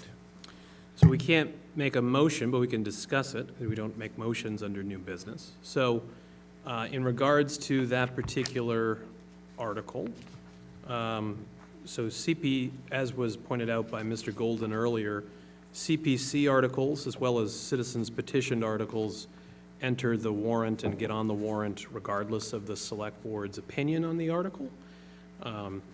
So if it is an article, in my opinion, if it's an experience, while the FinCom opinion on all town meeting articles is reported to town meeting and is very influential in determining what they will ultimately do in regards to those articles. In my experience, it is few and far between that the opinion of the select board on CPC articles was considered as a factor, a meaningful factor, at town meeting. So I had scheduled the articles that the town had a stake in, ones that are related to a town proposal, town project, or town property, as opposed to just any CPC article, because we heard a number of articles tonight related to the CPC, 16, 17, 19, 20, 21, 23, and we had an admin note for 22. But that particular Habitat for Humanity article is not something that the town has a stake in as a proponent, nor do we have any influence over what the CPC does, because the CPC has to approve those articles, not us. And town meeting, as I said, rarely considers what we do. It will have a FinCom hearing, and it will be heard at the caucuses and at town meeting itself. But given that we have a lot on our plate already, to me, it seemed a better use of our time maybe to focus on the articles that we had a stake in, rather than just all the articles. But if I am joined by several colleagues that have a different opinion on that, we are signing the warrant next week, but again, the warrant, it's going to get on the warrant regardless of our opinion on it. So we could hear it after the execution of the warrant if there was a desire to do so without impacting its inclusion, because it will be included either way. But we know what Mr. Cohan thinks. Do my colleagues in attendance have an opinion as to whether we should spend time of the select board on the Habitat for Humanity CPC article? Mr. Golden? Well, I think, is that the only article that we haven't heard? It is. Okay. I mean, I think if a board member wants to hear the article, I don't see the harm in us discussing it. And although we might not have a significant impact on town meeting, I think there are some people who listen to us. Okay. Ms. Iaquinta? Yeah, I would agree with that. I think I heard the Habitat for Humanity article at the CPC meeting, and I think that it's a community value, and it would be interesting to hear the article. I would agree with it. Okay. So we can put it on an agenda. I can follow up with the chair of the CPC and see what time would work for his schedule. Since it's, as long as we do it before town meeting, it's not time sensitive, because it will be on the warrant regardless. But we can include that on a future agenda. Mr. Cohan? Just one note. Your point's duly noted, but I do believe people are interested in the opinion of the select board. We're elected by the people. The people should have a firm grasp and understanding how we feel about these articles when it becomes to affordable housing, historical preservation, and land acquisitions. The use of the CPEA fund, I think it's important that the residents know how their board members feel about these articles. I understand your argument, but I also point back to the past practices of this board for the last 23 years and the precedent set by those activities, that we might want to move in a direction where we consider those articles. Thank you. Any other new business? Mr. Golden? Thank you, Mr. Chairman. I'm glad to see that Ms. Baker was here tonight to express her dismay at the board's failure to enforce the town's bylaw regarding the oath of office. I won't repeat everything Ms. Baker said, but I do want to recap that, essentially 2 weeks ago on August 26th, we received a message from Ms. Baker as the chair of the Management Village Steering Committee. You folks all have that message in your email, and I'll provide one to Ms. Kennedy, who's taking our minutes here tonight. In that message, she requested that we enforce the bylaw. Well, her first message, she asked that we address an issue about an appointee who came before us. Among her concerns were that the appointee was not participating in meetings, that she failed to acknowledge the open meeting law, that she didn't take the state-required training on conflict of interest, and she wasn't even sworn in to serve on the committee. Ms. Baker's request was simple. We re-advertised the position so that someone committed could be appointed by this body. On September 4th, we received a second message. Again, you all have that in your email, and I'll provide a copy to Ms. Kennedy for our meeting minutes. In that second message, Ms. Baker renewed her request. She cited General Bylaw 123 for the town of Plymouth, which concerns the oath of office. It states that all elected and appointed officials shall be qualified by the town clerk within 30 days of their appointment or reappointment, except where a different period is specified in the general law. If an appointed official, specifically the appointed official, is not qualified within this period, his or her, I assume, appointment shall terminate, and the appointing authority shall be so notified by the town clerk. I responded to Ms. Baker's message on that date. I concurred with her assessment of the situation, and I requested that the position be reposted. Later that week, Mr. Canty, I asked Mr. Canty to add this very discussion and related items to tonight's agenda, and I was denied. Although open meeting law permits items to be added to the agenda with 48 hours' notice, Mr. Canty cited a recently adopted policy that we only allow new agenda items by the close of business 10 days in advance of the meeting. I'm not certain that we ever discussed that as a group. I think that might be a chairman's prerogative rather than a policy. However, I think the important thing here is that when an urgent issue like this comes up, we have to be more flexible, particularly when it's a request of a duly elected select person to add such an item to our agenda. Since we couldn't have anticipated this in the 10 days prior, I think it's worth having a little bit more understanding and being a little bit more accommodating.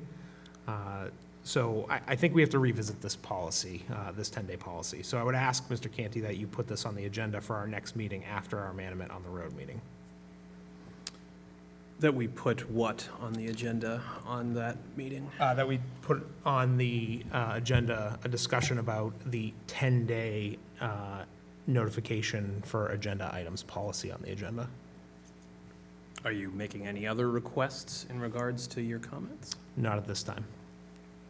Okay.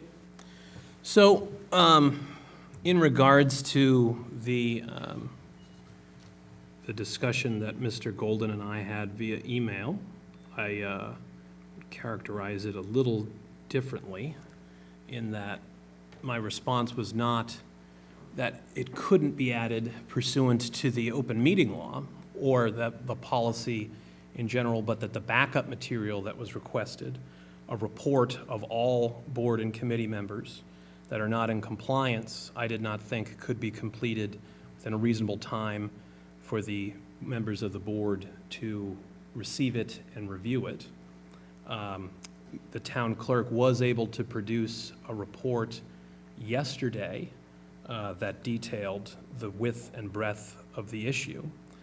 But when the issue came forward about the appointee that was referenced earlier, it occurred to me that it may be a larger issue than just one appointee. And I thought that in the interest of setting a policy as the policy-setting board, that it was to our benefit to have the full knowledge of that problem, if it existed, before we entered it onto an agenda. So that was the justification for not including the item on tonight's agenda, not the 10-day policy that nothing in an emergency, something could be added, but that in this particular topic, I think we needed more information before we could make a responsible decision. So that was why I made that determination at that time. However, if you would like to discuss the policy for inclusion of materials at I think it would be the 23rd meeting, we can put that on the agenda and we can go over the metes and bounds of that at that time. I appreciate that. I'm not sure I agree with your recounting of the exchange. I'm more than happy to supply the email chain to my colleagues, but I think that I was told that I couldn't put an item on the agenda. And this has become a pattern, I think. Other board members have experienced this. They've requested to have items put on the agenda. And whether or not I agree with those items, they've been clearly denied by the chair. So I think that this is something that we have to address as a board. This is our agenda, and we are all equal partners in this. You may be the leader of this board as the chairman, and I understand that it is your prerogative to set the time, place, manner, and items to be discussed. But we are all equals. We are all elected by the town at large, and so I think we need to discuss the placement of agenda items, specifically the newly adopted 10-day period. And we can put that on the agenda for the 23rd. Thank you. You're welcome. Other select board members with new business? Mr. Cohan? Mr. Golden brings up a good point, and that is how we're approaching our agendas and what we're putting on them and how we're hearing back from the committee members, the board members, about putting those on. So I'm glad to see there'll be a discussion about how we'll proceed on that. But also, I think we do have to, just listening to this conversation, obviously we've discovered something that's been brought to our attention in terms of committee appointments and being sworn in, and how are we going to move forward and address that? When is that going to be on the agenda? Because it does seem to be a problem that's persisting across the town. The Little Red Schoolhouse is running into a circumstance that's very similar to what we just heard about North Plymouth South Manomet Village Steering Committee. So I think the time is of the essence that we address this issue. As much as the policy, I get that, but right now I think the priority is dealing with this thing that we've discovered in terms of a committee appointment and swearing in. Yes, so I have spent a considerable amount of time over the last couple of business days on finding out the details of that. So I would propose that that is something that we could add as well to the agenda on the 23rd for a possible resolution of that issue, and see there are some options available to us going forward as to how to address that. But I think the number of people that appear to be in non-compliance suggests that it is a system failure as opposed to an individual failure. And so I think it requires a system solution. But I wanted to discover the depth of the problem before we addressed it. I think we have discovered that, but now to distribute that to the other members and propose a potential solution, but then it'll be up to the board as to what we actually want to do and whether it's that or something else. And I hope the board members are included in that discussion as it Well, moves there will forward. be it'll be an agenda item, Right. so you would be, yes. Mr. Golden? I know that the town clerk is still working hard to resolve this issue. But, you know, I hadn't planned on addressing the depth and breadth of this, this item here tonight, but since it's been brought up, I think we have to provide some instruction to the town clerk about getting these folks who are non-compliant at this point in for a swearing in. And because of the number of folks who have not done so, I think we have to give a strict timeline. I would propose a 7-day timeline for them to get in and get sworn in. So you would propose that effective today? It's late in the hour, so I would say tomorrow. Give folks until next Wednesday to get their affairs in order. Okay. Well, I mean, although I agree that it is a significant issue that deserves board attention, and we could, if there's a consensus on the 7 days today, go forward with that. I would just point out that the number is large, at least from what I can see, people that have not been sworn in 2024 and 2025, it appears to be, from our appointees, approximately 90 people. So that's why I think it might be a system issue, because that's a large number of people. We have addressed some of that with updating the responses, the emails that you get when you're appointed, so that in the future you will be aware of the time frame with which to take the oath of office. We have an onboard system, it's the name of the brand of the system, called On Board that is managing the board and committee appointments. And that system can send out automated responses, and I've worked with our executive assistant, Ms. Anderton, to update what is sent out there to make it clear to folks. But I think that although some people may have known it and not complied with it, I think that for many people just getting involved in town government, they may not even know what a bylaw is. So they may not know to search for it, and they may not know to comply with it. And, you know, town government, this form of government can be there's a bit of a learning curve in getting involved, and we want to encourage more people to get involved. And also, although there is precedent, because one of the things that I discovered was in looking into this is that the prior town clerk, Mr. Pizer, did reach out to at least several people in 2019 who were not in compliance at that time, some of whom had not been sworn in for upwards of 17 months, to remind them to come in and presumably allow them to be sworn in without any further action.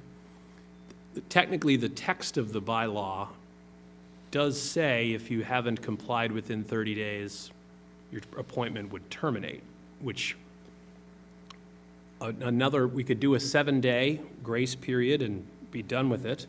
But another thing we could do is, to comply with the law, is we could appoint all of these individuals as a slate on the 23rd, and then that would start their 30-day clock. If they come in within that 30 days, then great. If they don't, then their position is vacated and we re-advertise. But I would not want to, re-advertise for all of those positions if we could avoid it. So that's why I was hoping for a more robust discussion when you've had opportunities to review the materials. But we can continue discussing it. Mr. Callahan? Yeah, the idea of, your mic. the idea of creating a slate and giving them 30 days is half addressing the issue at hand, where you really would, as indicated by Ms. Baker, that in looking at this, that you'd have to re-advertise. And you wouldn't have to. It's up to us to manage. Right, I know, but it does appear that if we were going to go by the letter of the law, that would be more of a re-advertisement, reappointment, 30 days. So so the text of the bylaw says, all elected and appointed officials shall be qualified by the town clerk within 30 days of their appointment or reappointment, except where a different period is specified in the general laws. If an appointed official is not qualified in this period, his appointment shall terminate, and the appointing authority shall be so notified by the town clerk.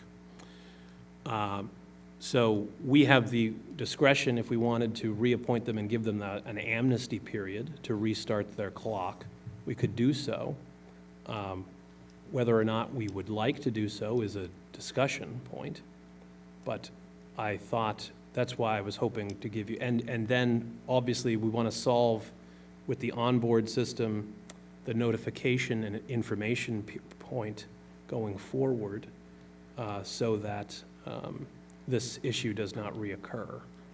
But, I think it is a broader issue. Mr. Golden? Yeah, I mean, I don't necessarily think that reappointing without a re-advertising period is a good idea. Some of these folks are in violation or out of compliance for a long time. We're not just talking, someone swung in on their 31st day and got sworn in. There are some folks, the issue that Ms. Baker brought up tonight, I think we're on 85 days at this point for this person. And I know that they've been sworn in this week, but, I think if we're gonna follow the law, why aren't we following the law of the bylaw? That's what town meeting adopted. It's been on the books for 10 years. And, I don't buy that these folks didn't know that they needed to get sworn in. Every committee that I've been appointed to, or even my election at town meeting, I received a letter from the town clerk's office or from the selectman's office saying, I needed to get sworn in with the town clerk within 30 days. We have the draft letters that were sent out to the appointees that we made at least this year and last year, so I don't believe that they didn't know they needed to get sworn in. And maybe there were some of them that didn't get the letter. Maybe it went to their junk mail, or maybe it got lost in the mail, but not to the degree that we're seeing here. So I don't I don't agree with a reappointment without re-advertisement, period. I think we should follow this by the book. Okay. I mean, the book is absent as to whether or not we need to re-advertise, but I will just point that out, but we can, I would support Mr. Golden's initiative that if we are going to move forward, let's follow this bylaw and follow it to the extent outlined by Mr. Golden. I do believe that we need to re-advertise and then move forward in that manner. And then, you know, obviously, we need to reflect on how the town is contacting people that are, people apply to be appointed to a committee, they're appointed to a committee, they get notified now that they're going to serve from point A to point B, and they're going to be required to sign in, be sworn in. Obviously, I've served on numerous committees and boards over the years and always knew that the signing, you had to be sworn in, and, you know, there's many examples of Larry Pizer chasing people down to get their signature, to get them sworn in, and actually, before town meeting, he will stop town meeting and make sure people are sworn in. So, Right. the clerk in the past, I have noted that had went to great extents to make sure people were complying with this, and that, so I do think that, obviously, it may be a system thing, but it's also another issue, because some people that are appointed haven't even shown up to any meetings as of yet. So there's another component to this. So I think that it would serve us all well if we just followed the bylaw, notified, and began the reappointment process to those empty seats. Mr. Golden? And I'm willing to compromise on this. Like I said, if we could stand on past precedent set by Mr. Pizer, and we could offer them an extension. I wouldn't do it for any lengthy period of time. I would give them 7 days. And if at that point, folks have not shown up to take their oath of office, then we can go towards the re-advertisement and appointment process, is how I would see this play out. Other discussion, Ms. Iaquinto? Yeah, just given the sheer volume of people that have not complied with the bylaw, there definitely is something broken that we need to dig into and figure out how to make the system work more efficiently. But I do like your idea, Mr. Golden, of having a compromise, because the thought of re-advertising and reappointing for that many positions is really pretty overwhelming. You know, it's hard enough to get people interested in these roles. If we have people that at least expressed enough interest to come here and be appointed, we should at least reach out to them and say, you're at risk of losing the privilege of serving on that committee unless you comply within 7 days. And I think that's reasonable. I'd agree. That's it. You know, I support the compromise. I agree. So, based on the nature of the issue, I do think that after everyone on the board has had an opportunity to review the materials that have been discovered, that discussing the issue more broadly would be beneficial. The next opportunity that we could do that would be the 23rd. So it's been proposed for a 7-day period. That's 2 weeks from now, the 23rd. Would members of the board be okay with, obviously, if they could do it in 7 days, that would be great, but since we can't hear it and discuss it in length until the 23rd, and we could get an update from the town clerk up to the 23rd from those that have been sworn in, would people be okay with giving an extension to the 23rd, and then we could decide what to do with those that have not been sworn in after that point, or do you want to stick to the 7 days? Mr. Golden? I mean, I think these folks have had ample time to get sworn in. I would stick to the 7 days, and then we can wrap our hands around the problem next week. You know, if you want to give a little extra time, do it to Thursday. But by Friday, I want to report to us saying what this problem still is. Okay, so Mr. Golden would be okay with close of business on the 18th. Other opinions? I would agree with that.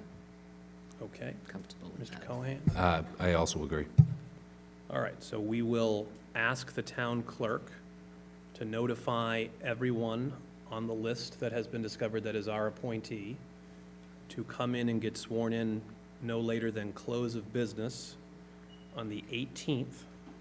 And then we, on the 23rd, will add an item to the agenda about how we want to manage this going forward with those that have not been sworn in, as well as, just appointments going forward with notifications. Mr. Golden? Yeah, I wouldn't just do our appointees because the bylaw requires her to inform any appointing authority. So I think she should inform anyone who hasn't been sworn in, regardless of whether they're our appointee or the planning board or the moderator, whoever is the appointing authority. We're only going to have jurisdiction over ours, but she should absolutely reach out to everyone. And we can ask her to do that. I just, as you say, if the planning board did want to not reappoint someone or do something differently than we are, they could do that with their appointees. But, so we can ask her to inform all appointees that haven't been sworn in, but obviously we will only have control over our own. Other Yeah, I think discussion? that's fair to have her ask all of them, because it does sound like there's a system issue here. That's what I, so, yeah. yes, and I think the bylaw has been applied inconsistently. I mean, part of, one of the town meeting articles is a recodification and digitization of our bylaws to make them more searchable. So for those that are going to avail themselves of looking up at the bylaw, if they're not informed or they're just curious, that will be easier in the future, but we don't have that yet. So I think some of these people may not have even, because when you see some of the notifications, they are inconsistent and unclear. Some people are receiving a letter a couple weeks later saying to get sworn in within 30 days.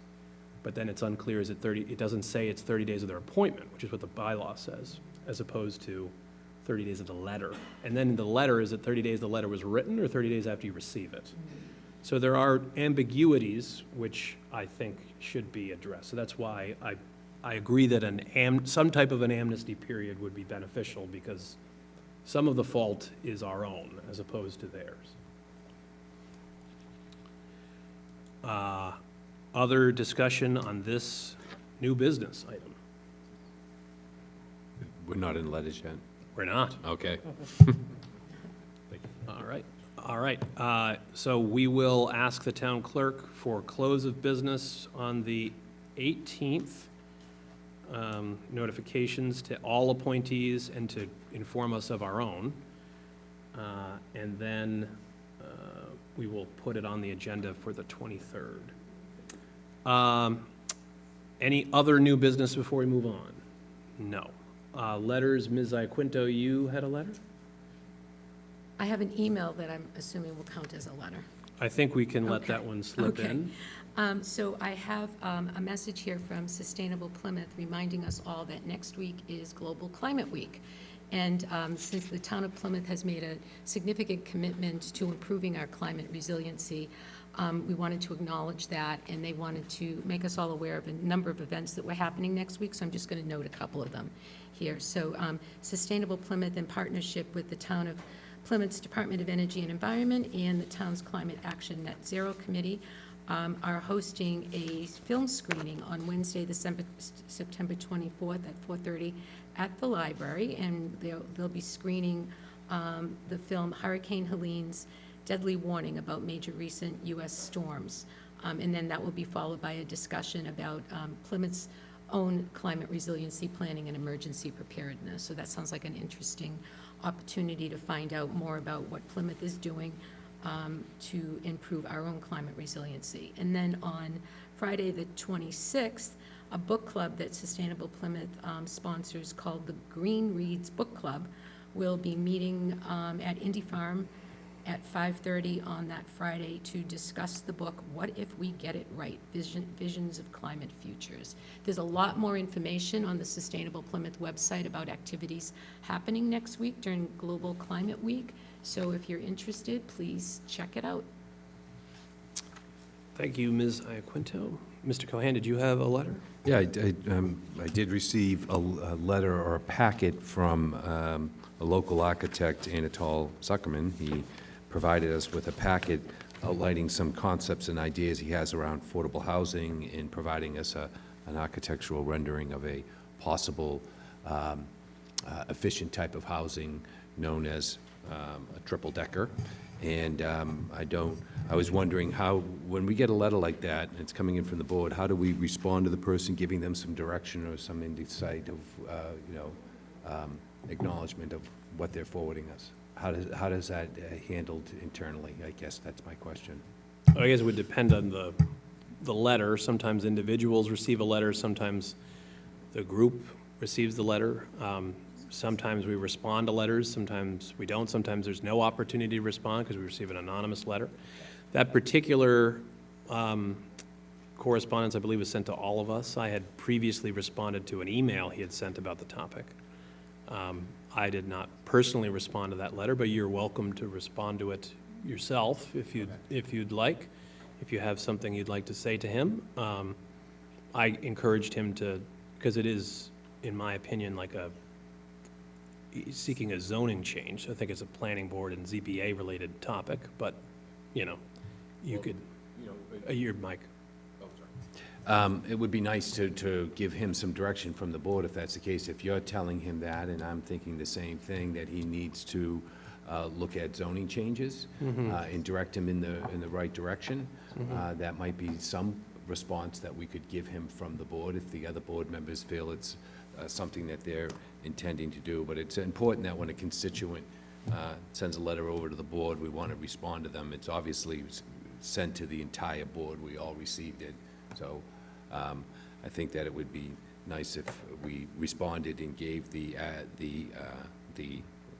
author of the letter some direction on what the next steps might be associated with his thought process around affordable housing in the town of Plymouth in his proposal, which would require some sort of analysis of the zoning, which would send him to the planning department.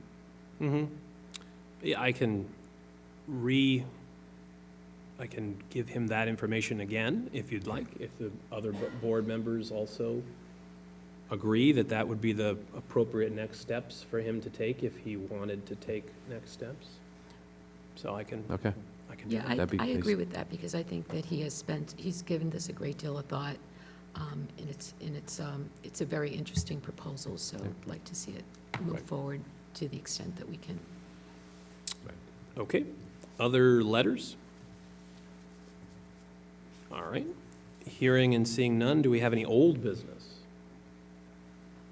Yes, Mr. Cohen. Yes, so, since I came on the board in May, I've made this known at different times. I think it's important that the select board reach out to the planning board with some direction on reforming of the sand and gravel committee. It's been talked about at different times. I think it's important that we make it known to the planning board that we have an interest in forming this sand and gravel committee. We would like to work with them on that process, specifically when the sand and gravel committee is formed, the appointing elements to it. Who will play a role in that? Obviously, the planning board should play an important role in that. The select board should play an important role in that. And when it comes to bylaw changes, it's the town meeting members have a board called the Committee of Precinct Chairs that obviously should play some possible role in the appointing process around the sand and gravel committee.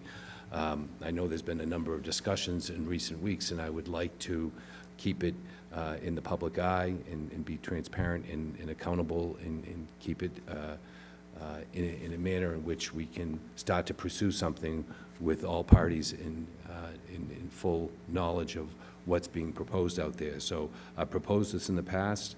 I would like to see the select board to reach out and invite the planning board to join us in this reforming of a sand and gravel committee for the town of Plymouth.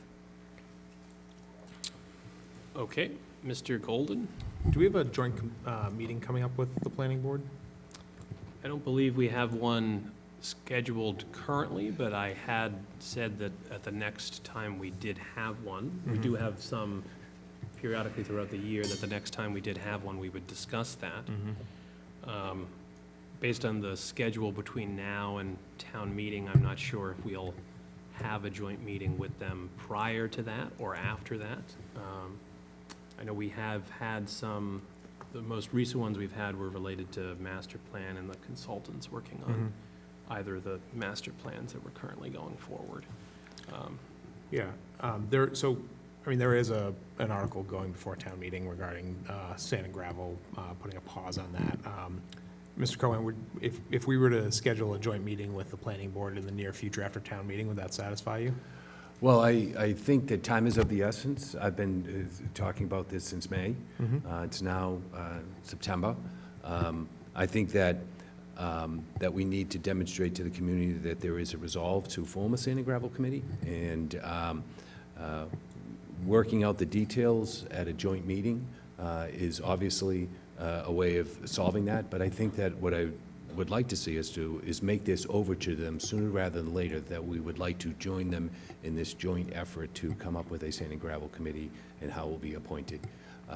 But I think that should be on the on the forefront, or the paramount overture to the planning board would indicate our desire at the soonest possible time to start a discussion about forming this committee. Obviously, at a joint meeting, we can get down and roll up our sleeves and get to the details of what this committee would look like. But I'm hoping that we make an overture sooner rather than later to them of our intention, our interest to work with them on this.